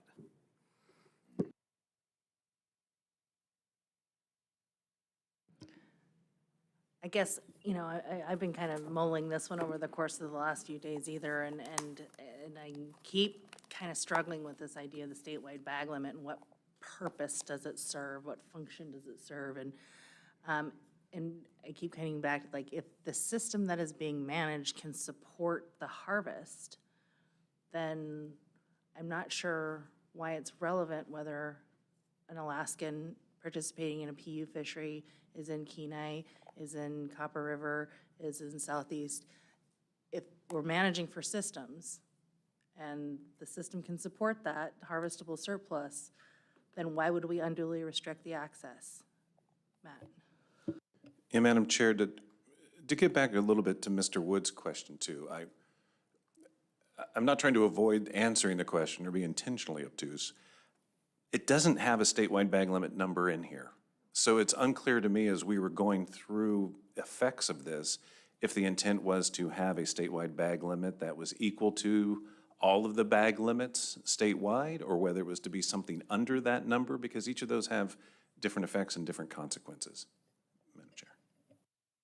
Mr. Carpenter, then Mr. Wood. Thank you, Madam Chair. Matt, I think RC 11 that was submitted by the proposer addresses the statewide bag limit. So I think that's a little bit clearer in regards to, from my perspective anyway. I think the one thing that's interesting about this conversation is that in no means am I trying to restrict the PU fishery or the ability to somebody to go to the Copper River or the Kenai Peninsula. But I think one thing that's very interesting in this conversation, and we just talked about it in the last proposal, specifically addressing subsistence issues, is that these PU fisheries are less restrictive than the way the subsistence regulations are conducted and moved in these certain regions. Like, for example, you cannot get a subsistence permit on the Copper River or Prince William Sound and then go to the Glen Allen subdistrict and get another subsistence permit. And I think, to me, if you are going to have a much more flexible group of people that would be able to participate in multiple subsistence fisheries, that to me makes more sense in being able to provide that flexibility. I don't like the inconsistency when we don't show subsistence a priority. And in this particular instance, I don't think that it's being done. Mr. Wood, and then I have a question to that. Mr. Carpenter addressed it. So you said you're precluded from or prohibited from getting a subsistence permit on the Copper River and then going up to Glen Allen? My understanding, and please correct me if I'm wrong, but if I apply, go into the office and get a subsistence permit, and I either participate or don't, it precludes me from obtaining a subsistence permit in the Glen Allen subdistrict for the same stock in the same year. Right. I guess that's where my question is like, we're talking about within the same system. Right. I'm not sure if that would preclude me from going to, I'd have to think of another example, let's say, Bristol Bay. Would that preclude me from getting a subsistence permit? I don't know the answer to that. In the but Nushagak and then, for example, in the Ugashik River or something like that?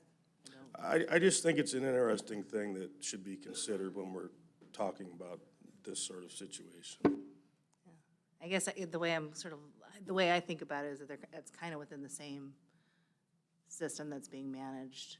I don't know, that's kind of how I would look at it, which going back to if we're talking about a Kenai personal use fishery versus a Southeast personal use fishery versus a Copper River personal use fishery, and I don't know, given the Bristol Bay example, if you got a subsistence permit to harvest a sockeye in the Nushagak River and then wanted to go get a subsistence permit to harvest in the Ugashik, I don't know if you would be precluded from that. I mean, it's an area-wide management, but they're kind of different systems, and the commissioner is making a face, so.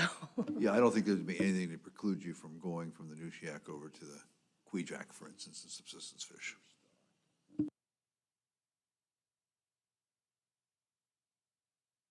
Better example than Ugashik. Tom? Yes, Madam Chair, to answer Mr. Carpenter's question, for the copper, it is, because it's a single stock. When we look at the total harvest for sockeye salmon in the Copper River, we look at this lower river subsistence fishery and the Glen Allen subsistence fishery. But yeah, as the commissioner said, he could go to any other subsistence fishery in the state and participate in that one if he had a Copper River permit. And a lot of the subsistence fisheries do not have a permit. So, I mean, there's opportunity out there. It's just, since we manage these fisheries, just like with most of our PU fisheries, we're managing by the drainage or by the stock. And that's why, Cook Inlet, I think it's kind of encompassed as a stock, a single stock. And that's why we have the large, numerous fisheries under the Cook Inlet permit, but only one for the copper. Any additional board discussion? Mr. Jensen? Oh, Ms. Mitchell, and then Mr. Jensen, sorry. Thank you. It's been an interesting conversation. And I believe that we have Proposal 166 in front of us, which doesn't establish a limit or anything like that. And without a conservation concern or an issue, I'm just having a hard time understanding why we would restrict personal use, the ability to get personal use permits in different systems and what have you, and I will not be in support of this. Mr. Jensen? Thank you, Madam Chair. If this proposal were to be adopted, I don't think it would result in any additional direct costs to the private person to participate, but it will add additional costs for the department to manage a new PU reporting system. I'll call the question. The question has been called. Errors and omissions, Director Tobby. No, Madam Chair. Mr. Peterson. No, Madam Chair. Captain Frenzel. No, Madam Chair. Director Nelson, call the roll, please. Final action on proposal 166. Jensen. No. Carlson Van Dort. No. Zaret. No. Wood. No. Carpenter. No. Mitchell. No. Motion fails, 0-6, Madam Chair.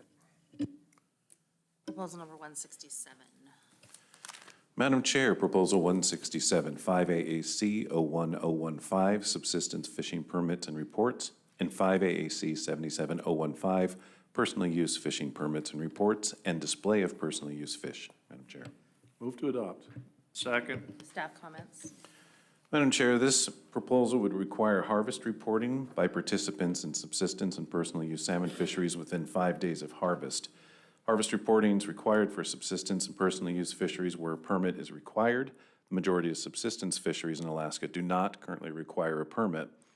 However, in fisheries where that in-season harvesting reporting is needed, the department can require more frequent reporting as a permit stipulation.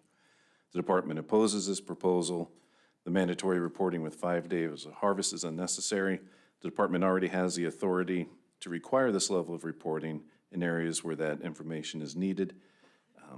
An additional burden would be placed on users. The requirement would be challenging to enforcement, and this would place significant additional budgetary and administrative burdens on the department. Madam Chair. Mr. Wood.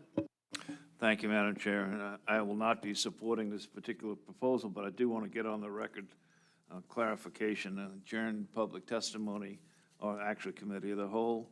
One of the testifiers walked away from a conversation with a staff member of the commercial division, thinking that the permits and reports that would be generated by this would be used as in-season management. That's not my understanding of how the department has operated in the past, and I know of no decisions to change that. So I'd like the department to clarify that for me. Thank you, Mr. Wood. So the Copper River commercial fishery is managed on the Miles Lake Sonar in-river goal. And so that's the number that we use to determine whether we're opening or closing a commercial fishery on the Copper River. What happens above that goal is irrelevant to the management of the commercial fishery. Does that clarify? That certainly does. So the information that they're seeking here would not be used by the department, the bottom line, for in-season management. Not for in-season commercial fishery management. Thank you. Mr. Carpenter. Thank you, Madam Chair. There are a couple of RCs in here, RC 37 specifically, which is kind of a short, small modification, but that's not necessarily where my question is. My question is to the department: in areas in the state where there are not subsistence or PU permits required, would this now require people to do that if it were passed as adopted? Mr. Carpenter, through the chair, I believe so. Thank you. Mr. Zaret. Yeah, this would change quite a bit. Like in the area I'm from, on the Yukon, we're not even required to have a subsistence permit. And the personal use area, which is close to my area, it's right across the river, starts there, runs. That has, that permitting would become much more onerous to the people in that personal use area. So, I mean, I think this is another example of something being applied statewide to all areas that need to maybe be looked at. For particular areas, maybe, but certainly not statewide. Mr. Tobby? Yes, thank you, Madam Chair. I guess to answer Mr. Carpenter's question, this would only require the 5-day reporting where subsistence or personal use permits are required, because if a permit isn't required, that in the regulations, a permit is not required to take fish unless it is required. So if there isn't a permit required, this would not institute a permitting program for those other fisheries. This would just be where permits are required. Mr. Carpenter, then Ms. Mitchell. Thank you, Madam Chair. Thank you, Mr. Talby, for that clarification. I think, listen, generally speaking, I'm a very big proponent of reporting. I think it's a necessary requirement, especially in the day and age where we have a lot of different stocks of concern around the state. Participation level is growing, the state population is growing. We can't necessarily continue to do things the way we always have, and I think information is important. Having said that, while I appreciate the individuals putting this proposal in, I think this is a very clear area in which these things should be addressed on a more regional level if there's a concern that has arose. And so I'll just leave it at that. Ms. Mitchell? Thank you, Madam Chair. Yeah, given that the board does not have any administrative budgeting or fiscal powers of the department, and the department already has the ability to require this reporting if need be, the personal use and subsistence permits are submitted. There is data for this. This seems a little bit redundant to have it required in season. There are budgetary limitations of the department to collect data already, and I can think of, given that this already has pretty good information that we get from it post-season, I don't think it's an inappropriate thing to do at this time. At some level of redundancy, the department has already said that they don't necessarily feel that they would use this information, and I won't be in support of this. However, as Member Carpenter had also stated, I am a big fan of having some sort of reporting requirements, not just for the interest of having good information for making decisions and understanding what's happening with our stocks and the amount of effort and harvest that's happening in them, but also as a component of resource stewardship and having some sort of accountability and responsibility to that fish resource. But this particular proposal is kind of redundant in nature of the information that's already collected in this fishery. Mr. Jensen? Yeah, thank you, Madam Chair. I won't be voting in support of this. The main reason is not within our authority to have the department spend money it would be quite a bit of a burden to manage a system like this, especially statewide. And also it'd be very burdensome to the users to comply with this, because 5 days is a pretty short period of time. A lot of people, their trips are longer in 5 days, and they could be in a place where there's no connection to the world. So I'm not going to be voting in support of this. If this proposal were to be adopted, I think it would require additional costs for both the department and the private person to participate, Madam Chair. Other board discussion? Question? Question has been called. Errors and omissions. Director Tobby? No, Madam Chair. Mr. Peterson? No, Madam Chair. Captain Frenzel? No, Madam Chair. Director Nelson, please call the roll. Final action on proposal 167. Jensen. No. Wood. No. Zaret. No. Carpenter. No. Mitchell. No. Carlson Van Dorn. No. Motion fails, 0-6, Madam Chair. Proposal number 168. Madam Chair, Jay Bomber, Regional Management Coordinator for Sportfish Division. Proposal 168, 5 AAC 75.003, Emergency Order Authority. Move to adopt. Second. Staff comments, please. Proposal 168 would provide the Emergency Order Authority to allow restrictions of sport fisheries in all contaminated waters. Currently, in all stocked waters that become contaminated, the Commissioner may, by EO, modify methods and means, reduce bag limits, or institute catch-and-release only fishery. If this proposal was approved, this would extend that authority to all waters. Thank you, Madam Chair. Board discussion. Mr. Jensen, then Ms. Mitchell. Yeah, thank you, Madam Chair. I'll be in support of this. It's just a clarification and a housekeeping-like proposal, so it makes common sense, Madam Chair. Thank you, Ms. Mitchell.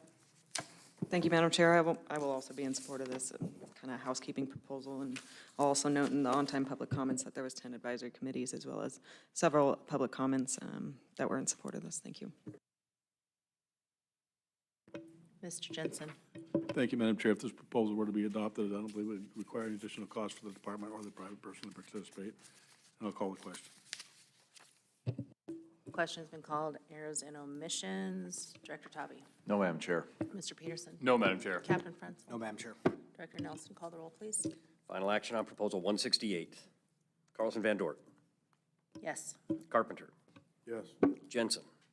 Yes. Mitchell. Yes. Wood. Yes. Zaret. Yes. Motion carries 6-0, Madam Chair. Proposal number 169. Madam Chair, for the record, Patrick Fowler, Southeast Alaska Management Coordinator. Proposal 169, 5 AAC 41.075, classification of banned invasive species. Madam Chair. Move to adopt. Staff comments, please. This proposal creates two classifications for banned invasive species. Class A species, which are prohibited at all life stages, and Class B species, which could be possessed and transported, but only when deceased. This proposal seeks to balance the need to protect Alaska waters and indigenous species while providing the legal framework to provide harvest opportunity. This framework would also allow the legal possession and import of edible portions of Class B species, which may have been purchased commercially or harvested outside the state of Alaska. Several species are recommended for addition to the list of banned invasive species, which would update the initial list, which was initially adopted in 2015. And there is one additional edit the department recommends to Proposal 169, which was not captured in the initial proposal. And this is that the department recommends moving the red swamp crayfish from Class A to Class B, recognizing the food value of the species. The department submitted and supports this proposal. Mr. Jensen. Yeah, Madam Chair, I move to adopt the language presented by Mr. Fowler on the red swamp crayfish. And I understand it's got a spot in Kodiak where it's at, and they can give us more information. Madam Chairman, second and ask unanimous consent with a comment that if the department's having trouble dealing with crawfish, a couple of us Cajuns will get together and we'll show you how to do it. Hearing no objection, we have 169 before us as amended to move red swamp crayfish from Class A to Class B designation. Other board discussion? Mr. Jensen. Yeah, I didn't explain it very well, but I was just going to get the department's explanation of this particular critter out in the Kodiak. Is it a species brought in by somebody and it's surviving somewhere in the Kodiak area? Director Tavi. Thank you, Madam Chair. Mr. Jensen, actually the crayfish in Kodiak is a signal crayfish, and we're not certain how that got there through the pet trade or someone had some that released them there. The red swamp crayfish is what's generally sold from Louisiana or whatever, and folks do ship them up here for crayfish boils and stuff, but this would just require that those crayfish are dead before they receive them. But the signal crayfish is causing some problems in Kodiak, and that's on the Class A list. So that's on the Class B list, but a fishery has developed for that crayfish out there where the local residents are going out and harvesting them and consuming them, but it's not really knocking the population down, but they're still there. Okay, so we want to reference that particular crayfish in the amended language to the proposal, correct? Or did I get Just that? the red swamp crayfish Oh, is just the in red the swamp. amendment, yeah. So your amendment would be to move the red swamp crayfish from Class A to Class B to allow the commercial trade that's bringing crayfish up here for crayfish boils. Okay, that was my intent, thank you. Yeah, that's what you did. Any other board discussion with respect to 169 as amended? Mr. Jensen. Yeah, thank you, Madam Chair. I'll be supporting this. And if this proposal were to be adopted, I don't think it would require any additional cost for the private person No other department to manage, and I'll call the question. Thank you. The question has been called. Errors and omissions. This is Director Tavi, No, Madam Chair. Mr. Peterson, No, Madam Chair. Captain Frenzel. No, Madam Chair. Director Nelson, call the roll, please. Final action on proposal 169 as amended. Carpenter. Yes. Zare. Yes. Carlson Van Dort. Yes. Jensen. Yes. Mitchell. Yes. Wood. Yes. Motion carries 6-0, Madam Chair. Thank you. That concludes deliberations on Group 4 and all board deliberations on the proposals that were noticed for this meeting. And I think what I'd like to do now, the time is 11:09, I'd like to come back at 12:40 and take up miscellaneous business. So let's take our lunch break a little bit early, come back and hit miscellaneous business, and then we'll conclude. Mr. Wood? Do we have RC around here somewhere that says what is miscellaneous business? It's coming. It's coming, okay, thank you. All right, we'll see you all back here at about 12:40. Thank you.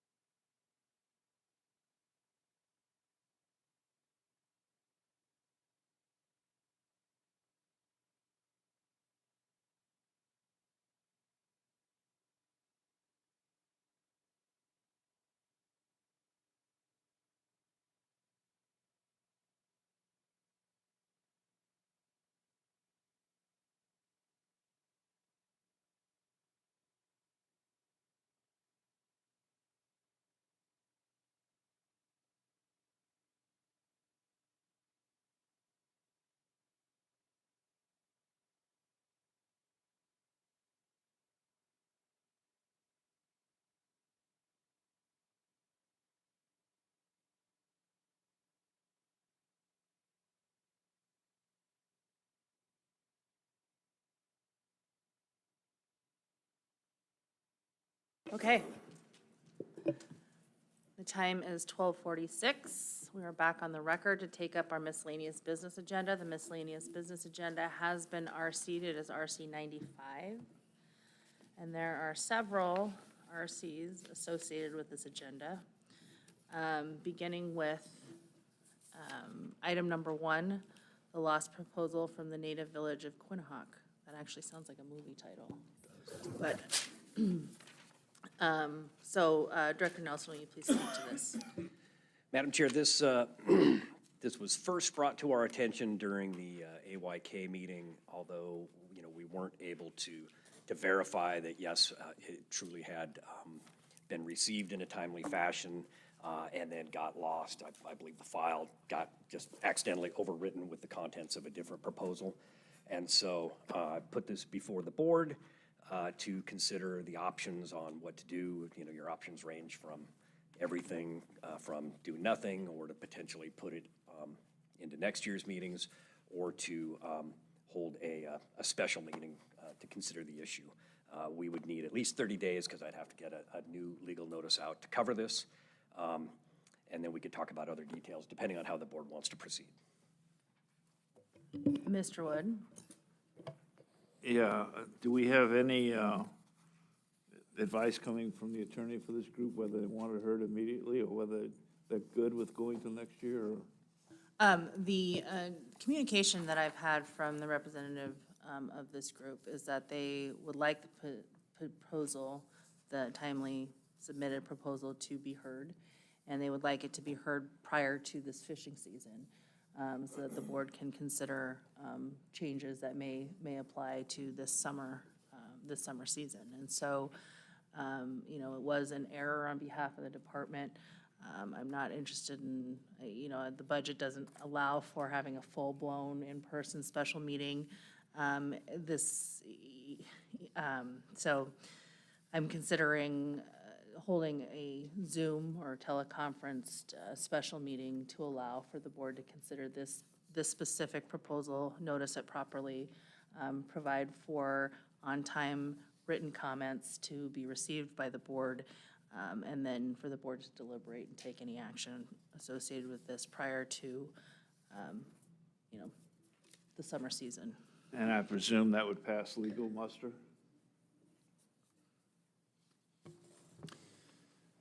Yes, the process just outlined by the chair,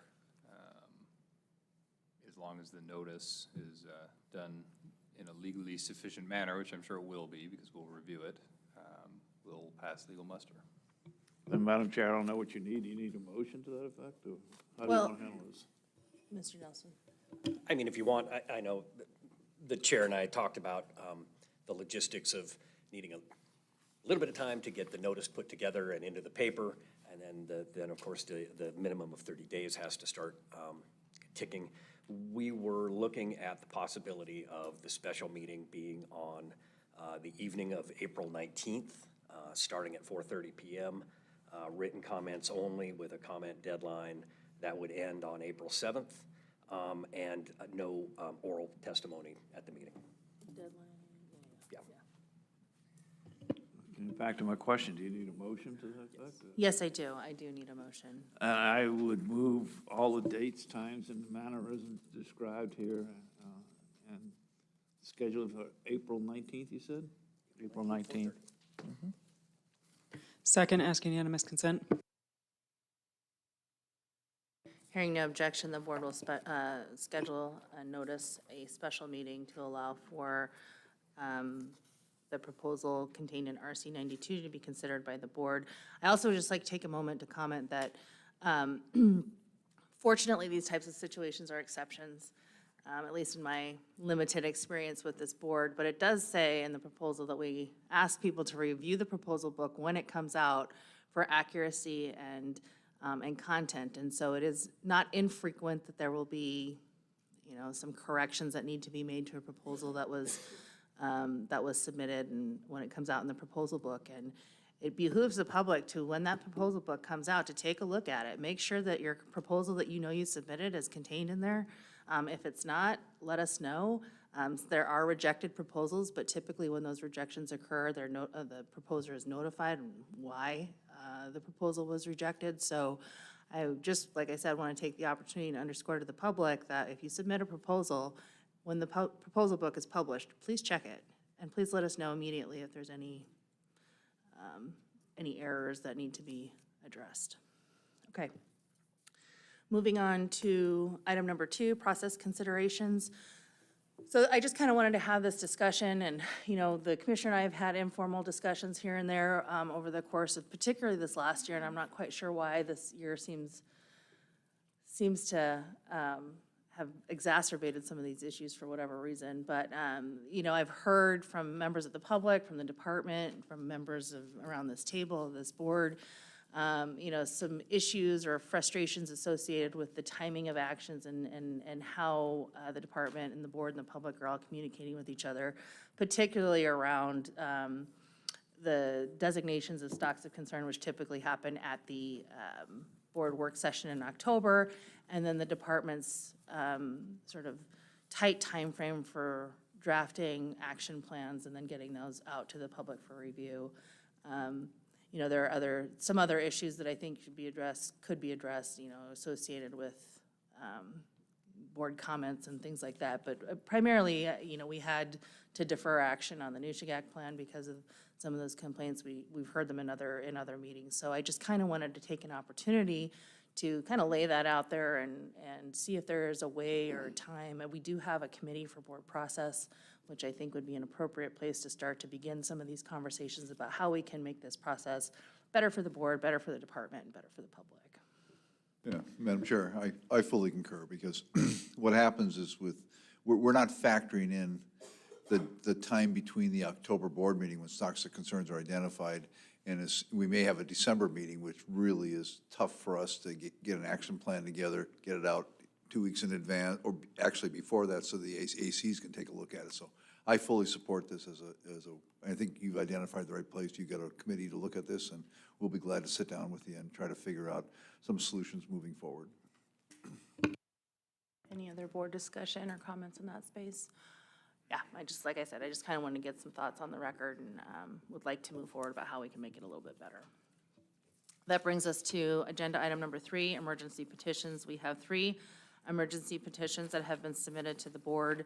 They are to be found in RC3, RC4, and RC33. And I've also RC'd, I believe, the joint board petition policy found in 5 AAC 96.625. And that's in RC 96. It's also in member frequently used policies of Alaska Board of Fisheries packet, if you will have that handier. And I'll just reference the section that deals with emergency petitions, which is section F of 5 AAC 96.625. And that says that the Board of Fisheries and Game recognize that in rare instances, circumstances may require regulatory changes outside of the processes described in B through D of this section.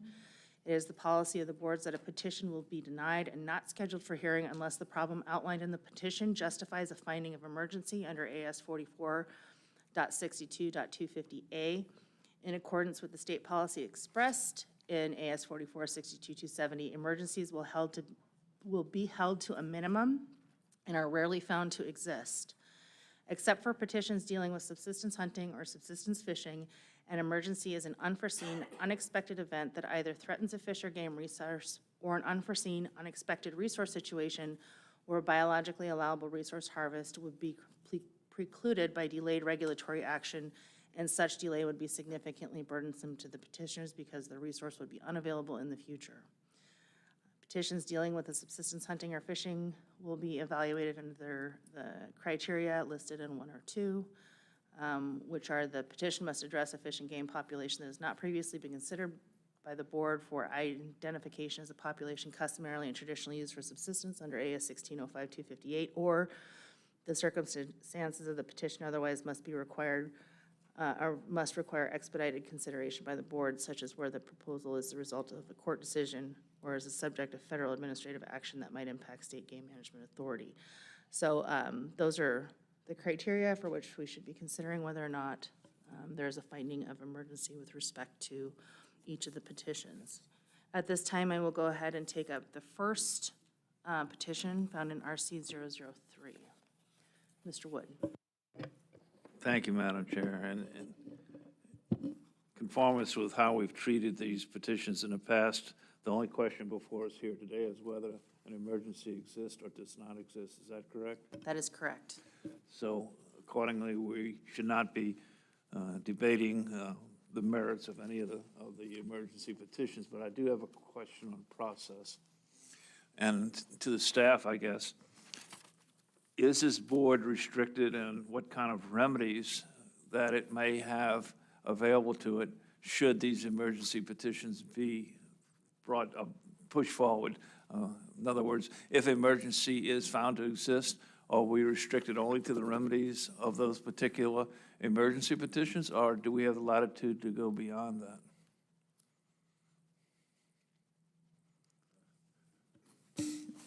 You would treat it as if you have any other proposal in front of you, which I would imagine, I'll check with law, you have the flexibility to adjust depending upon your deliberations.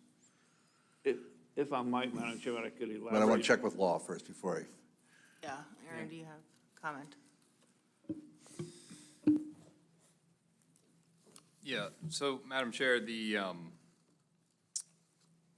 if there's a finding of an emergency, then the board would decide what to do with the proposal, and that proposal would be before the board as any other proposal is before the board during the regular business cycle.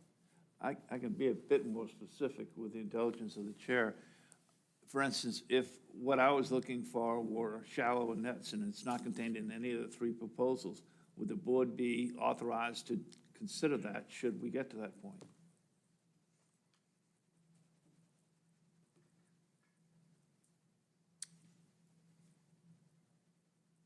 Let me think about that for a minute and get back to you. Thank you. It's a little tricky because, you know, at the outset, I don't know specifically which sections of reg, what is being proposed in the petition pertain to specifically. So if it's some other section of reg other than what the petition would pertain to, that's kind of the question, I think, and would appreciate Aaron's thoughts on that moving forward. But prior to that, I think that the first question before us is whether or not there is an emergency. I totally agree with you that that's a question before, but it will impact my vote if I believe that if we have no ability to go beyond, I may just say, why go through the effort? Okay. I think it's appropriate, but. Well, let's take a brief pause and give Mr. Peterson the opportunity to consider it.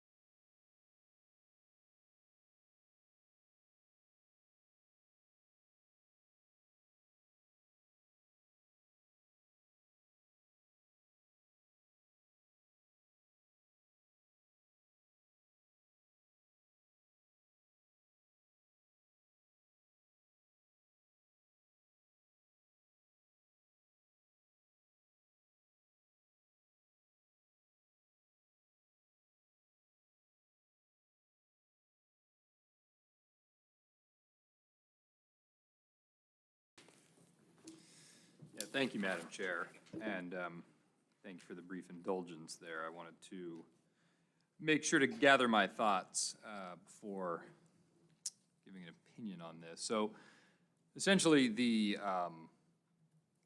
as has already been pointed out, the first step is whether an emergency exists. And if the board finds that an emergency exists,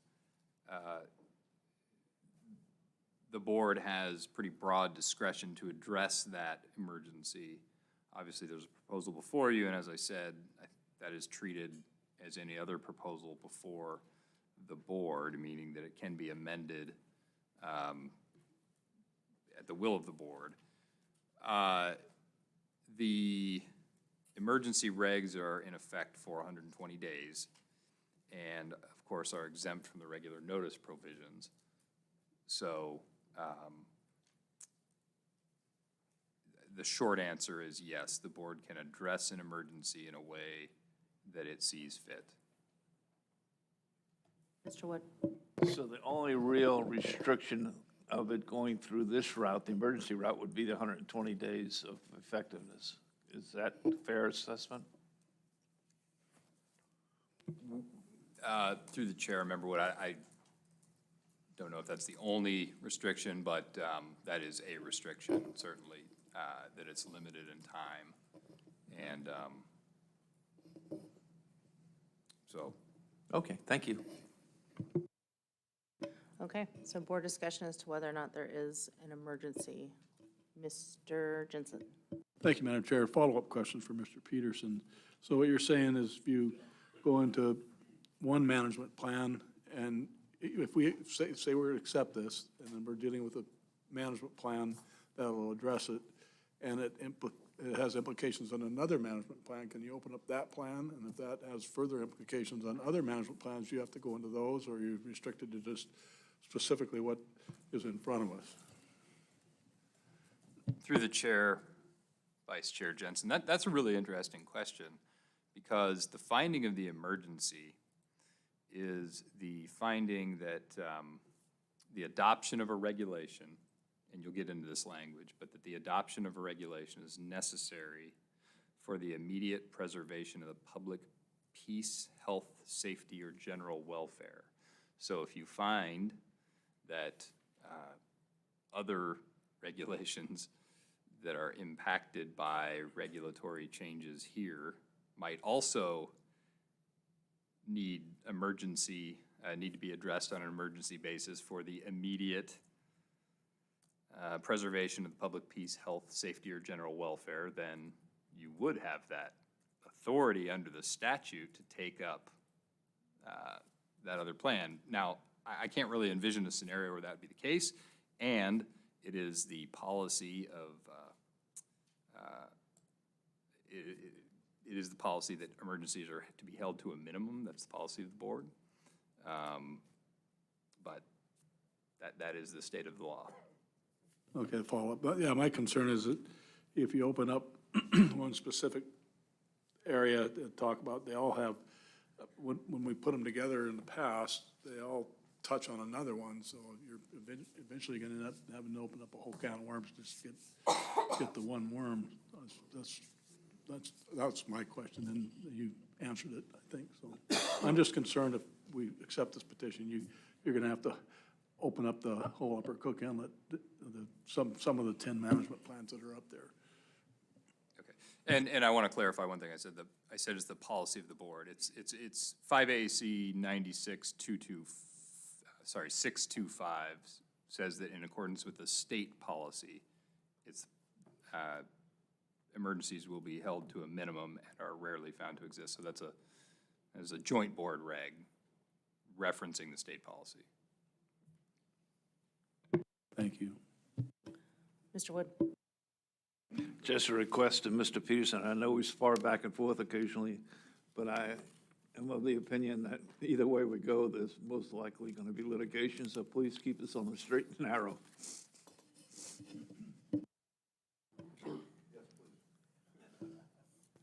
I'll try to do that. Okay, well, first of all, I'd like, the department's assessment of the first petition, please. for the record. For the record, Forrest Bowers with the Department of Fish and Game. Just a little background on this. Earlier this month, the department issued an emergency order closing the Kenai River drainage to fishing for king salmon, effective July 1st. In compliance with the Kenai River Late Run Management Plan, which states that if the projected late run large king salmon escapement is less than 15,000 fish, the department shall close the commercial set gillnet fishery in the upper sub-district, and an emergency order was issued to do that. Excuse me.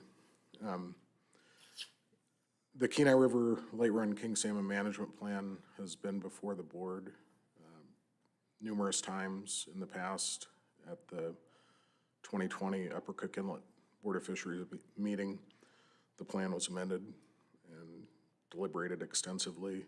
And since then, at the 2021 and 2022 work session, there were petitions, or agenda change requests related to this plan that the board considered.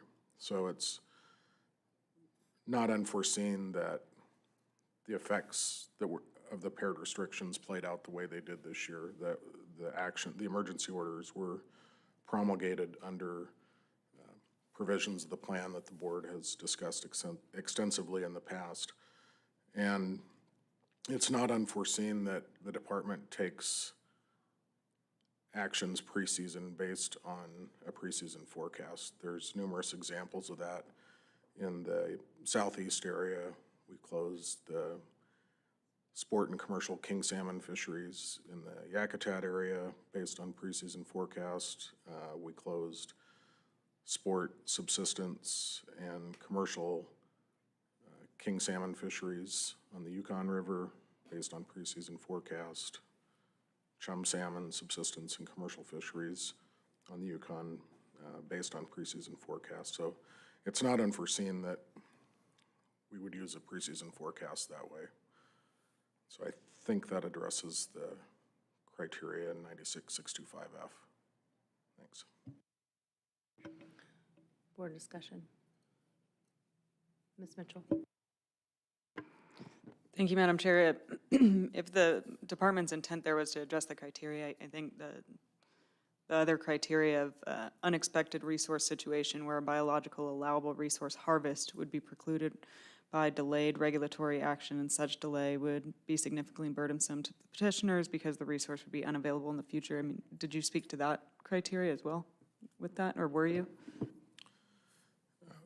Through the chair, Ms. Mitchell, I didn't specifically speak to that. Regarding king salmon, there is no harvestable surplus because we're projecting to not achieve the escapement goal. If you're speaking to sockeye salmon, I think it's difficult to foresee at this time whether there would be resource unavailable in the future because we don't know what run size ultimately will be, and there are other fisheries that have the ability to harvest those fish. Mr. Wood. I'd like clarification for us. You say that you base your action on a preseason projection to not meet the escapement goal. My understanding is that it was preseason at 13,000 some odd, which would exceed the lower end. Through the chair, Mr. Wood, the plan directs us to take action based on the OEG of 15,000 fish, and the projection is below that. Thank you. Commissioner. Yeah, and I might add that we're slightly above the BEG, or in this case. However, when you subtract off any expected harvest, it's quite likely that we would fall underneath that BEG number with that expected harvest that would occur. And number two is, when we looked at the data, we've consistently over the last 5 years over projected based on our sibling relationships moving forward. So there's, in our estimation, a very high probability that we're going to be underneath the escapement objective this year. Other board discussion. Ms. Mitchell.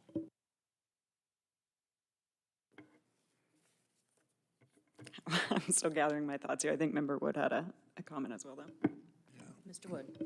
There are several elements of your, excuse me, I got some on my throat, of the emergency declaration. One being whether the harvest would be precluded by delayed regulatory action. And ironically, the situation we're in is that a portion of the fishery is being shut down, that not based upon any problems with that particular fishery, i.e. sockeye. It's dealing with the Kenai and the paired restrictions. So they are obviously not only going to be delayed, though, they're going to be precluded from doing any harvesting unless regulatory action is taken. Okay? So I think that part of it is clearly met.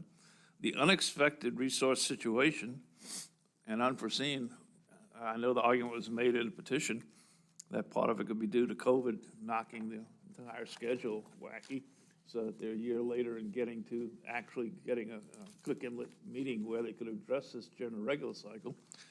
I don't find that particularly persuasive. What I do find is that, at least as one board member, I should have perhaps, never thought we'd come to a situation where we'd close down a fishery based upon another stock going below an OEG. And, I should have thought of that, but to me, if they were going to meet within the normal escapement goals, then it would not trigger that, but that's not the case. So I'm inclined to say there is a declaration of emergency, which is legit. I don't know that it's going to solve these petitioners' problems if it only lasts 120 days. They won't even make it through the season. So, I am going to vote in favor of there being an emergency. I think it's without teeth. And I really don't want to open up an entire Cook Inlet meeting again if indeed the remedy that is finally put together doesn't address the issue head on and being effective.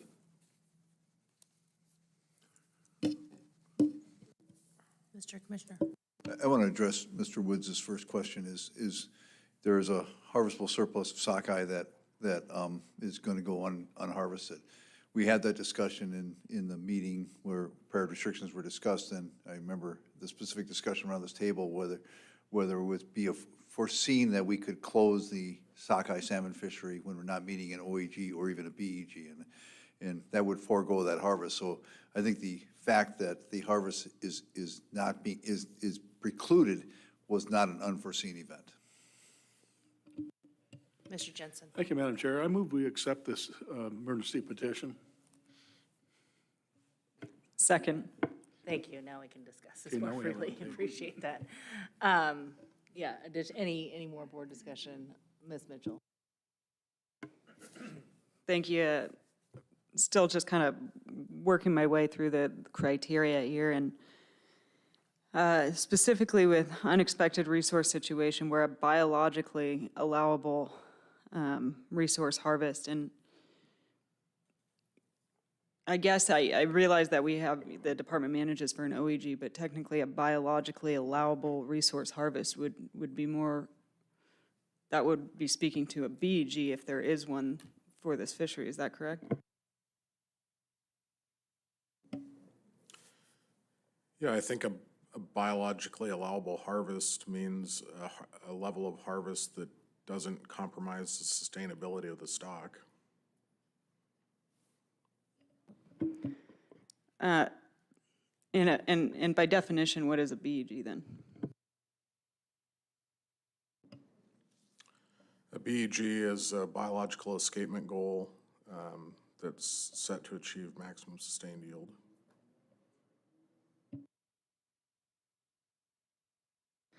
So I guess I'll put a couple thoughts on the record here as we're sort of getting through this. As I'm reading this and considering the criteria, I agree with the department that this isn't necessarily unforeseen. There has been a great deal of discussion around this, both in the Upper Cook Inlet regularly cycled meeting, in the subsequent ACR discussions that this board has had. So for that portion of it, I'm not compelled to see that this is unexpected or unforeseen. With respect to the second section, where there's a biologically allowable resource harvest that would be precluded by delayed regulatory action, we just heard from the department that that there's a strong possibility that there isn't a harvestable surplus of late-run king salmon in the Kenai River. But if we switch that focus to sockeye salmon, where, you know, there would be the potential for a harvest, but I don't believe that that harvest would be unavailable in the future. We have no evidence to suggest that current escapements are detrimental, at least none that I've reviewed or been exposed to. So from my thinking at this time, and I'm interested in hearing from other board members, I don't see how that would meet the criteria set out under Section F either. Mr. Jensen. Thank you, Madam Chair. I'm thinking along the same lines you are. This isn't unforeseen, in my opinion. It's not unexpected. The department does put out preseason forecasts and they eventually manage to them.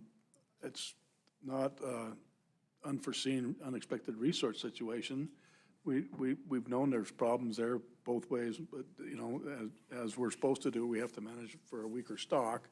And that's one of the things that sort of, in my mind, precludes this.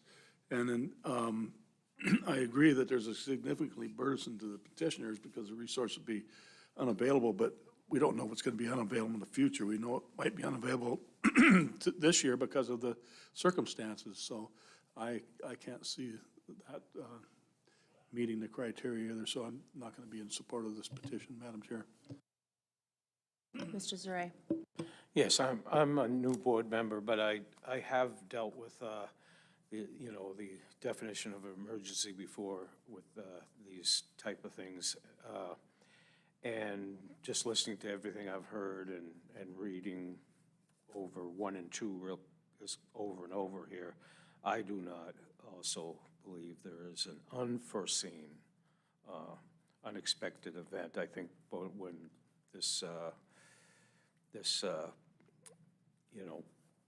when these regulations were adopted, it was very much foreseen what could possibly be in the future. And so I'll not be voting for this either. Ms. Mitchell. Thank you, Madam Chair. This isn't the first time that we looked over emergency petitions directed at this particular issue in the state, and as well as many agenda change requests as well. And, you know, consistently throughout those agenda change requests and emergency petitions, I've found that they haven't met the criterion. And again, I'm struggling to find where it does meet the criteria. However, Member Wood's comment regarding being precluded from the fishery is compelling, and having me really think through this criteria again based on the department closing down the fishery already. But I'm not so sure that necessarily is unforeseen as that it is within their ability to do that, and I just don't think that it meets the criteria, and I can't be in support of it. It just doesn't meet the criteria. Commissioner. I might also add, just as you're building and discussing this a little bit, our emergency order closes at the beginning of the season. If this run comes back stronger than expected for Kings, we would rescind that emergency order as soon as we're projecting to be within the OEG range again, and we would reopen the fishery. So we put this out to give some notice that right now we're not projecting, that you might factor that in as your decision-making as a business model, but that doesn't preclude later in the season from reopening if suddenly our projections are wrong. Mr. Carpenter. Thank you, Madam Chair. I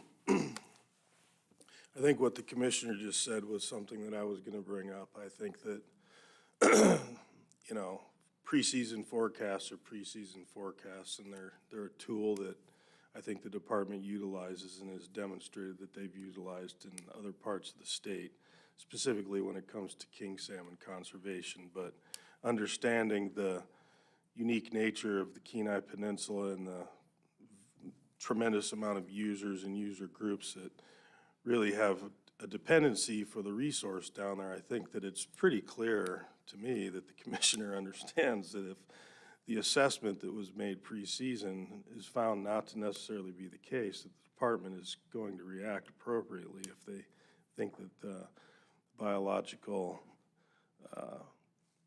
pre-season determination is not necessarily the case. I think the big thing for me is I think that, you know, when I look at the policy and the idea that these things are very rarely, these emergencies very rarely exist, I think that when you look at the law, what's been going on with king salmon specifically on the Kenai Peninsula, I think that this is not necessarily something that is unforeseen. I do agree with Mr. Wood that, you know, OEGs sometimes have consequences that you might not think about when you put them in place.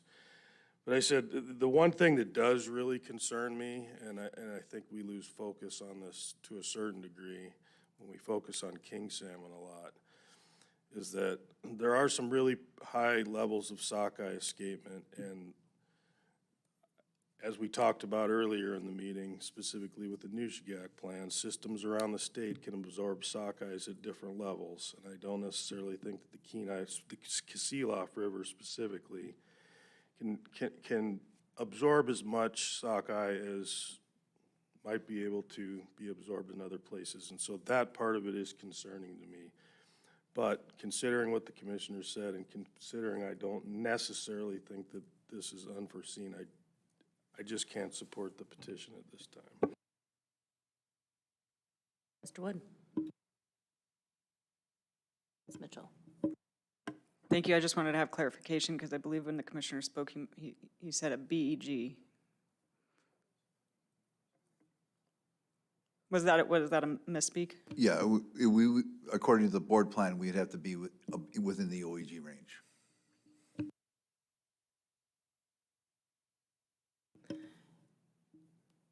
Question? Question has been called.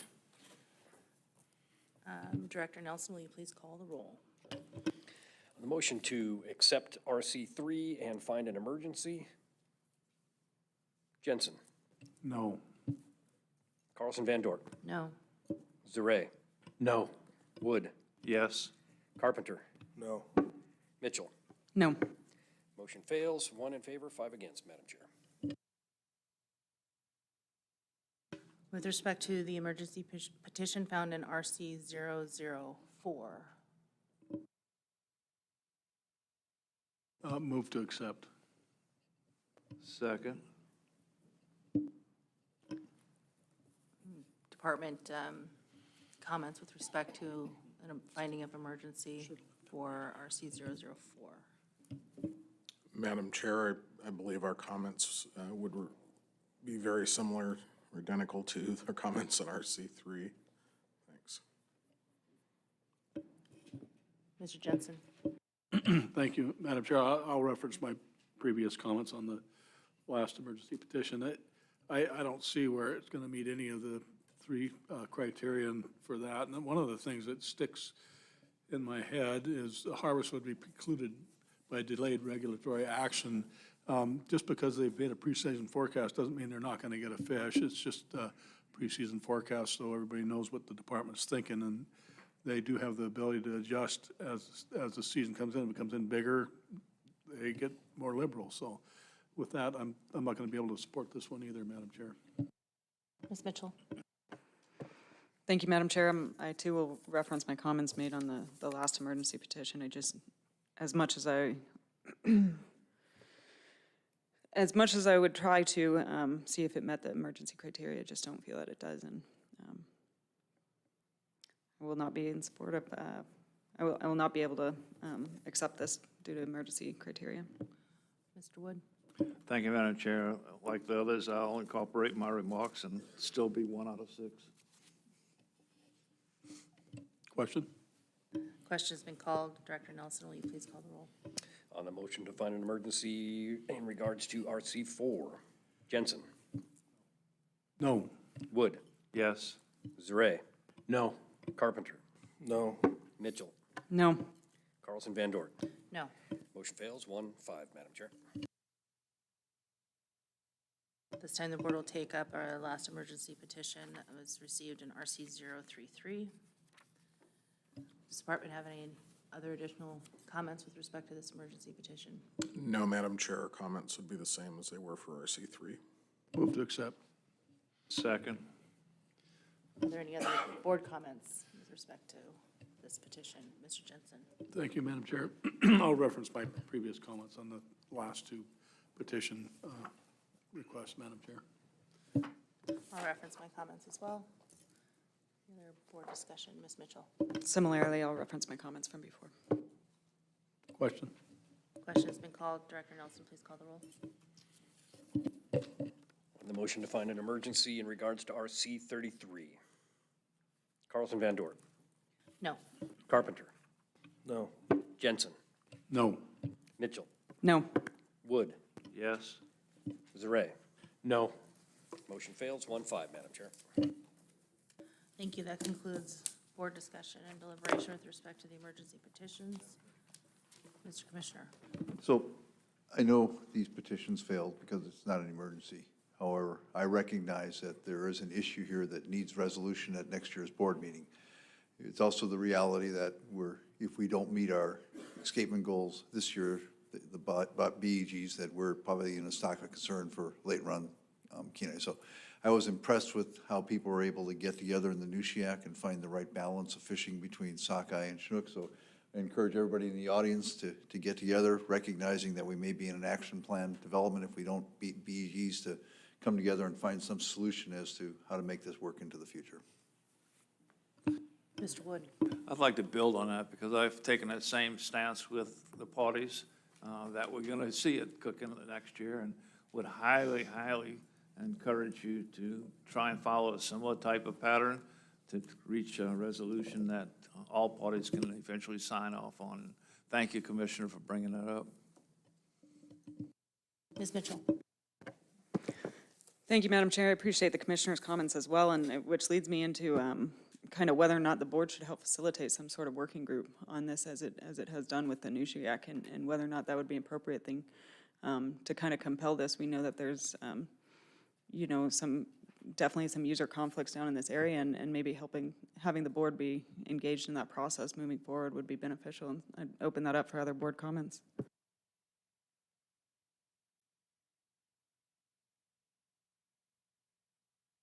Mr. Wood?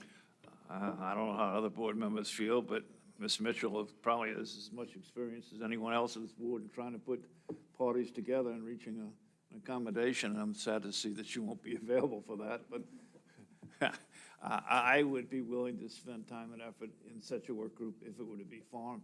But it would take not only myself, other members of the board, but people within the department as well to make it effective. And the parties would have to come to the table willing to reach some kind of understanding.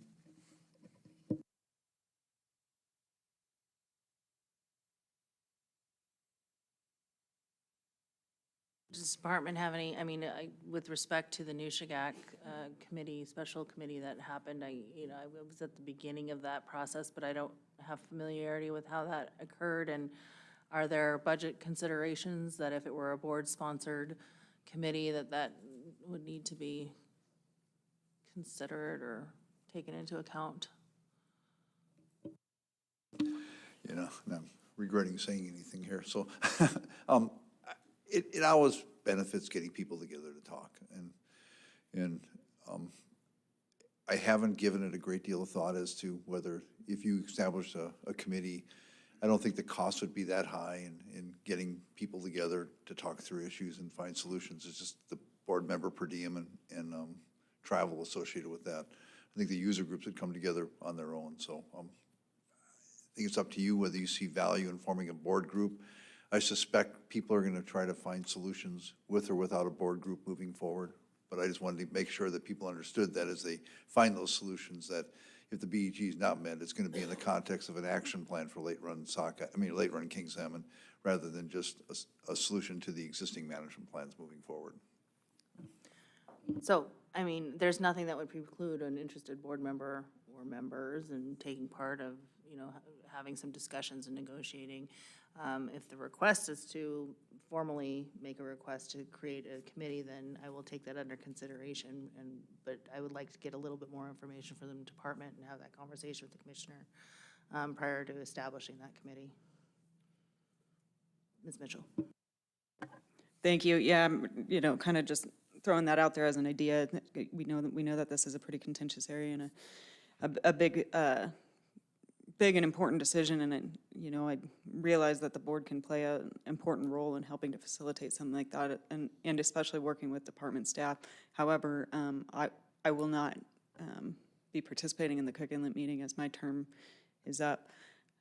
So I won't be making a motion to do that, but I did want to bring that idea forward in case other board members, but I don't want to make that motion requiring other board members to have their time and effort put into that unless that's something they want to do, because I won't be here for it. You got till July 1. Mr. Carpenter. Thank you, Madam Chair. I think I agree with your assessment, and I think you should consider the factors that you talked about. But I do think that it's imperative that the different user groups on the peninsula, if they think that this is an idea that they would like to entertain, I think that giving your thoughts to the chair when she's considering this idea and talking to the department is probably something that's very valuable, because if the user groups are not going to want to participate, then I think it makes it real clear the direction. So just that's my 2 cents. Yeah, thank you, Mr. Carpenter. And of course, I'm always willing to consider suggestions from the public and the user groups and stakeholders in this space. And so, we just scheduled a special meeting. And, that is an opportunity where I could establish a special committee, or the board could rather, if there was interest or willingness on parts of the stakeholders to do so. So I just kind of put that out there. So if that's something you would like to engage in an earnest way, then let me know. Okay. Thank you, Madam Chair. That brings us to agenda item number 4, OEG policy development. Ms. Mitchell. Thank you, Madam Chair. Earlier in this meeting, we established a fighting for the Nushagak River Sockeye OEG. And the intent on doing that is to kind of establish some sort of written record of why these OEGs are being adopted, so that at some point, future boards have that recognition of what happened. And even though we deliberate on that and we put that intent on the record, having something, a written finding, I think would be beneficial. Typically, these OEGs have been adopted in situations where there'll be, a stock of concern, or it's intended to, temporarily relieve some sort of problem that we're seeing in the fishery, whether that's abundant base or not. And with that, in the idea that a lot of times they're being implemented for temporary reasons to relieve some sort of issue, that having some sort of record of why we did that so that we can go back and evaluate it later and whether or not it still is applicable, I think is kind of important. I think we're seeing in a situation that we just talked about with 3 different emergency petitions and OEG that the board put into place that is creating some additional issues in this fishery, and whether or not it kind of, maybe we should be talking about that OEG and reviewing its effectiveness and basically statewide. And so what I've prepared here is RC 90 that would establish a policy on the establishment of optimal escapement goals. And within this RC 90, it states what the escapement goal policy is, as well as the optimal escapement goal definition. And then lastly, it talks about how sort of a written record of why the board adopted that OEG could be beneficial, as well as it would be reviewed, OEGs would be reviewed in conjunction with the salmon escapement goal review during the annual board cycle, so that we could have an opportunity to look at these OEGs again, reference our written finding on them, and see if they're still applicable within those fisheries. So that's my goal there, and I would make a motion to establish this as a policy by the Board of Fish. Second. Other discussion? Mr. Wood. Clarification from the maker of the motion. Let me find out where there we go. It is the intent of the board that each OEG be reviewed in conjunction with the salmon escapement goal review. It is during those escapement goal reviews that they bring changes to the escapement goal. Are you suggesting that that would be possible as well, that they would bring forward OEGs that they wish to see changed? Thank you, Member Wood. I appreciate that question. I guess my thought process in this would be not necessarily the department wanting to change the OEGs, because the department wasn't necessarily involved in creating those OEGs. This would be an opportunity for the department to bring forward, during the review process, the OEG, so that we would have an opportunity to consider whether or not we wanted to maintain those OEGs, whether or not they met the purpose of why they were initially adopted, or whether or not it would be appropriate to take up an SEG or BEG instead. Mr. Wood? So you in no manner then are trying to shift the OEG authority from the board to the department? Absolutely not. This is just provides the board an opportunity to review its OEGs that it has adopted, and review them so that we know whether or not they still belong in regs. Thank you. So earlier in this meeting, we had some discussion about board policies, and we set one with respect to, I think it was the criteria for managing some groundfish sustainably. And I have some grave concerns with just adopting a board policy with little public input, no public input essentially, or a review as to whether or not this is redundant. This is affecting the sustainable salmon policy, which is, a long-standing, to frequently used policy, and I'm very uncomfortable with just doing this right now on the fly. At the very least, I think this would require some, like a committee referral and definitely some time for the public to consider the changes being put forth in this policy. So I can't support the action at this time. I understand the spirit of where it's coming from, but from a process perspective, I have some very, very real concerns with that. And I don't know, Mr. Peterson, if you have comment on that. Thank you, Madam Chair. I was actually going to make a point similar to that which you just made. Now, I would also say, reference my comments on the policy that the board deliberated earlier today. In addition to the concerns raised there, and those are that if a future board doesn't follow that policy for whatever reason, that could land the board in trouble, which it won't always, but it could. It simply creates another process to follow. And in this case, specifically with this proposal, it seems to almost be akin to a decisional document. Many boards and commissions have to issue decisional documents because of the nature of their deliberations. Boards specifically that deliberate in private need to produce decisional documents to explain their reasoning. Of course, the Board of Fisheries deliberates in public and doesn't have to produce decisional documents. The Supreme Court upheld that policy and specifically stated that the Board of Fisheries does not have to produce decisional documents in a case called Tongass Sport Fishing Association. And this would, at least in the establishment of OEGs, create that requirement, or create a requirement pretty close to it. I would probably advise, as I think I have advised members of the board before when decisional documents have come up, that they aren't necessary because of the nature of this board's process, with the public process, the public deliberations, and so forth. So those are some things that the board might want to consider when deliberating this potential new policy. Other board discussion, Ms. Mitchell? Thank you, Madam Chair. I guess to Department of Law, Mr. Peterson, would the statements that you just made, would the finding that was just made for the new Shigak OEG, would that fall under the same legal parameters that you just outlined? Through the chair, Member Mitchell, I'm sorry, are you asking if it would be akin to a decisional document? I realize it's a finding, but Yeah, I'm just thinking through some of the comments you just made. Yeah, I guess my first thought on that is I don't think so, because that was noticed, the language was presented in the department's comments, and we publicly deliberated on that. I'm not sure that it's quite the same comparison in my mind, but Commissioner, did you have some comments?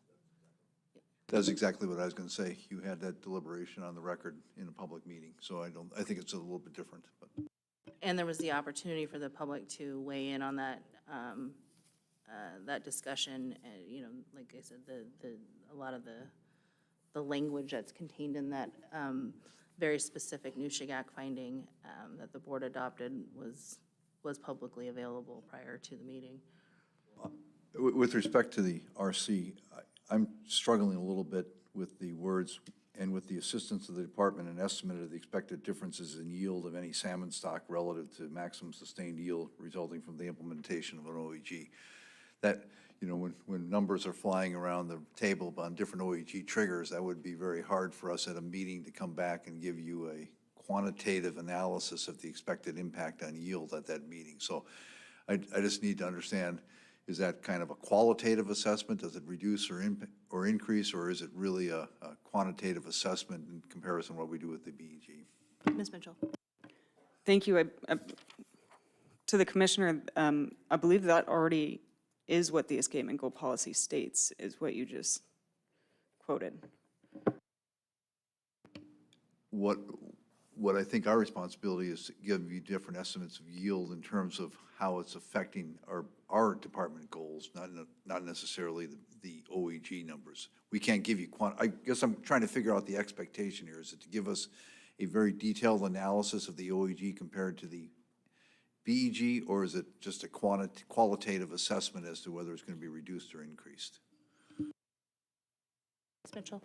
Yeah, perhaps we're getting lost in some of the wording of RC 90 here, but RC 90, the intent of RC 90 would require that after deliberations and after the intent of the OEG was put on the record, that it would be then codified into writing as a finding for that OEG, creating a historical record of why the board adopted it. So it would still have that public process.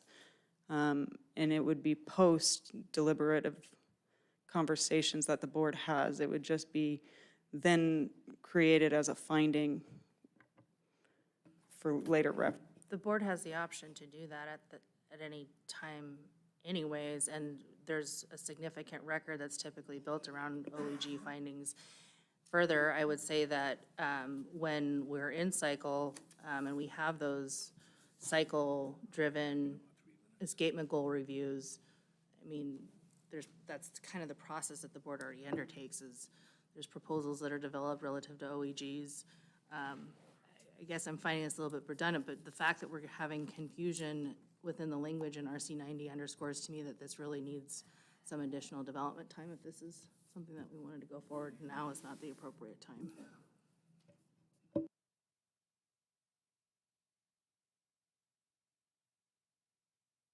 Any other board discussion on this? It's like Mr. Wood has to be back in 3 minutes. I'll give him the courtesy of coming back to the table before we take a vote on this.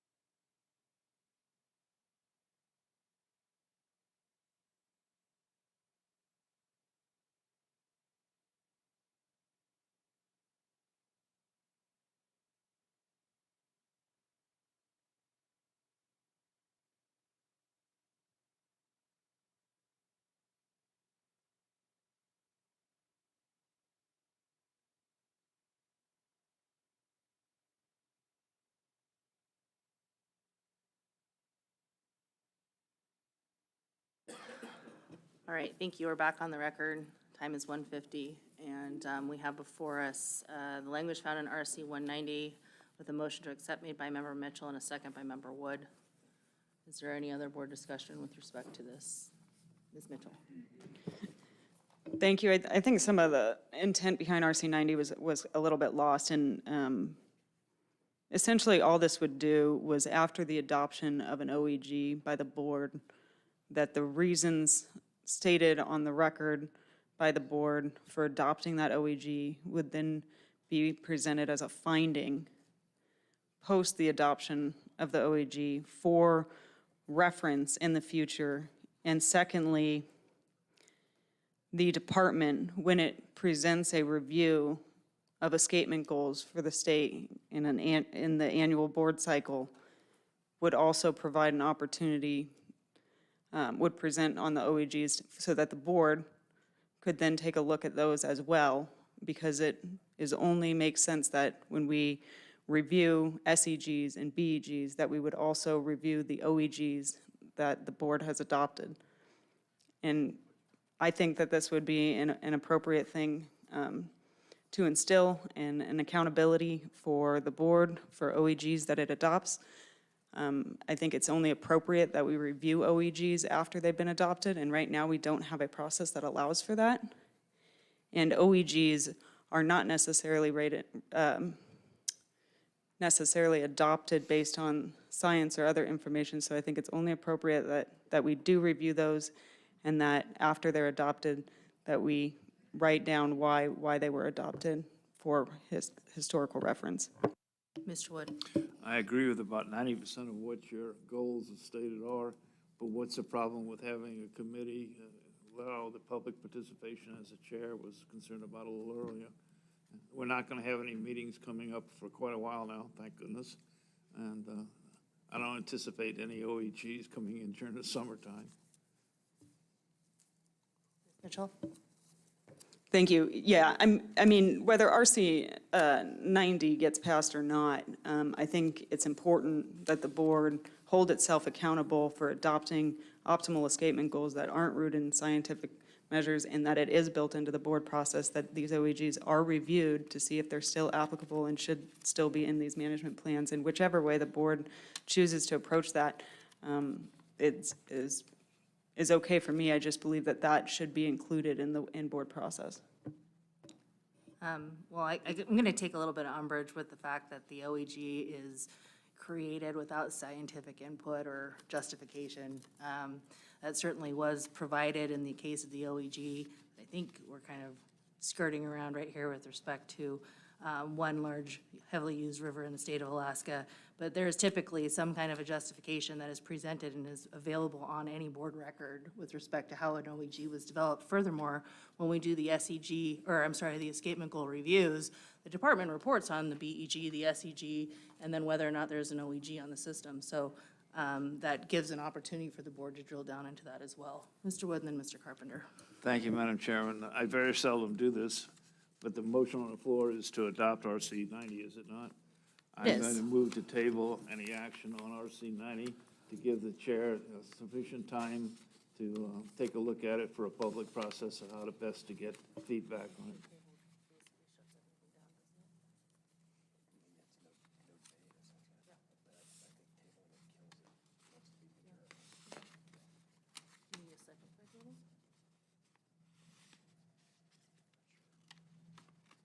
There's a motion to table. Is a second required for tabling?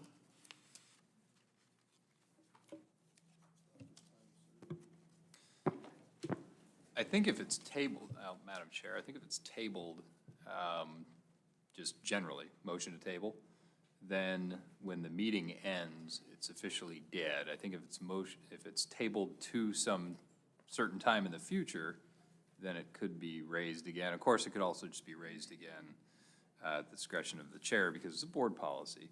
So it's a little different than a regulatory policy. But your question was, does it need a second?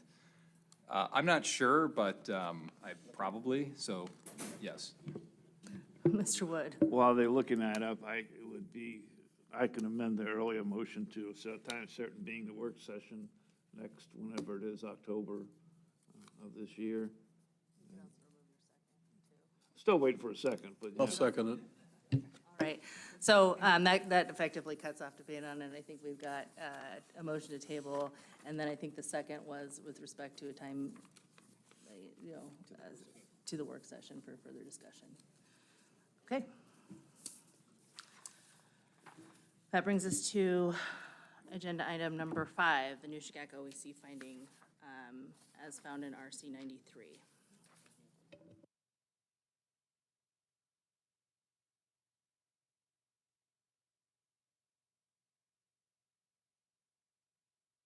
Mr. Nelson, Director Nelson, will you speak to Sure. RC 93? Madam Chair, earlier in our deliberations on the Nushagak Action Plan and Proposal 11, there was a motion made to adopt, I believe it was RCs 63 and 65 as findings. I might not have those RCs correct, but anyway, Mr. Bowers went ahead and kind of put the language, smushed the language together. I dropped it onto the letterhead and gave it a title. So there's what it looks like. The board already voted unanimously to support it, but I just wanted you guys to take a look at it and make sure if that is what the intent was, then I'll get your signature and it'll go on the webpage. Smushing, technical term. Smushing. Got it. Thank you. So we have RC 93 before us. The board voted on it. So do we need another motion to formally accept this at this time? Not unless there's changes. Yeah. Are there any changes to this that the board would like to make? All right. Oh, Mr. Nelson. I did want to point out that I had March 13th on this one. Technically, the board voted on it March 12th, so I will make that change and then put the 6-0 vote on there. Any other discussion with respect to RC 93? Okay, that concludes the miscellaneous business agenda. I'll just kind of open it up at this time to board comments, department comments. Mr. Peterson. Madam Chair, I looked it up, and a motion to table does require a second. So. Thank you. Any board comments? Mr. Wood.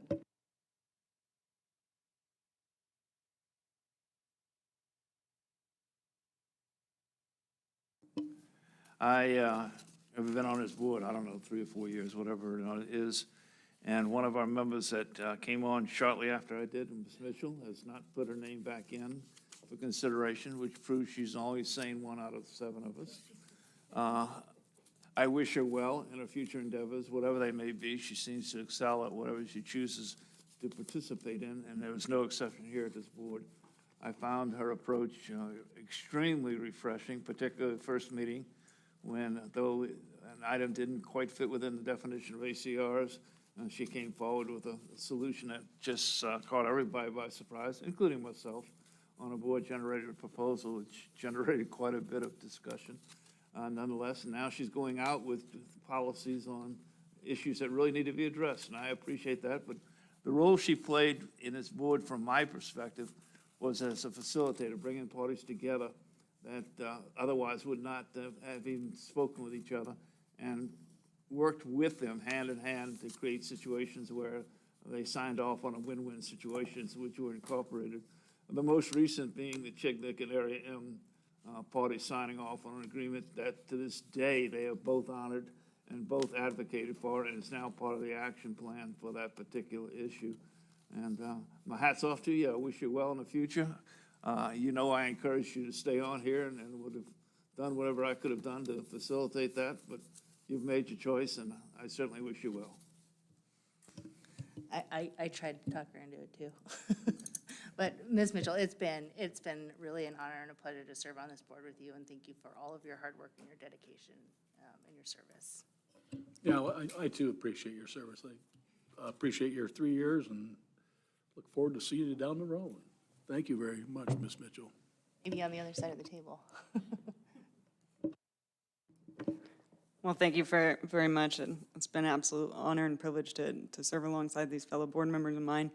I can honestly say, after serving on this board, that I am prouder than ever to be an Alaskan and to know that the resources of the state are managed by the absolutely incredible body of people that make up the Department of Fish and Game and the people that are also sitting here at this table with Department of Law, Department of Public Safety, commercial fish, subsistence fish, and sport fish, as well as my fellow board members. I have the utmost faith that we will continue to maintain and sustain our resources for future use, and we got a good group here. So thank you all for all the hard work you do, and to Alaska. Mr. Zarea, then Commissioner.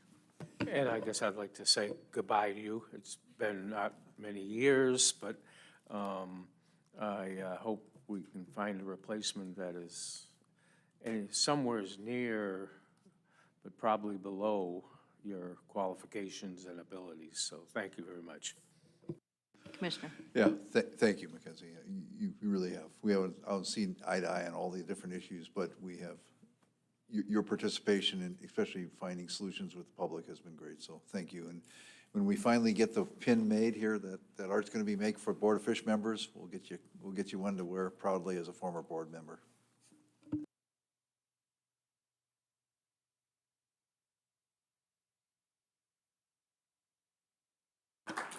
I would also want to take an opportunity to congratulate another person who sits around this table on a very recent and well-deserved promotion from captain to major.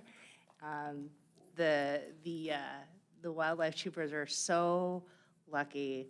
The people of Alaska are so lucky to have you in this role. You bring a really refreshing, practical, relatable, and approachable way of enforcement, and it's been a great learning experience and an honor to sit with you at this table and learn from you and how you approach your job and your service to the state of Alaska.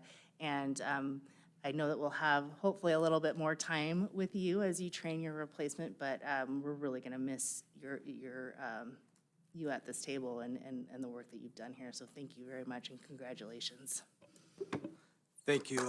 Appreciate the support, and I'll be watching closely. So.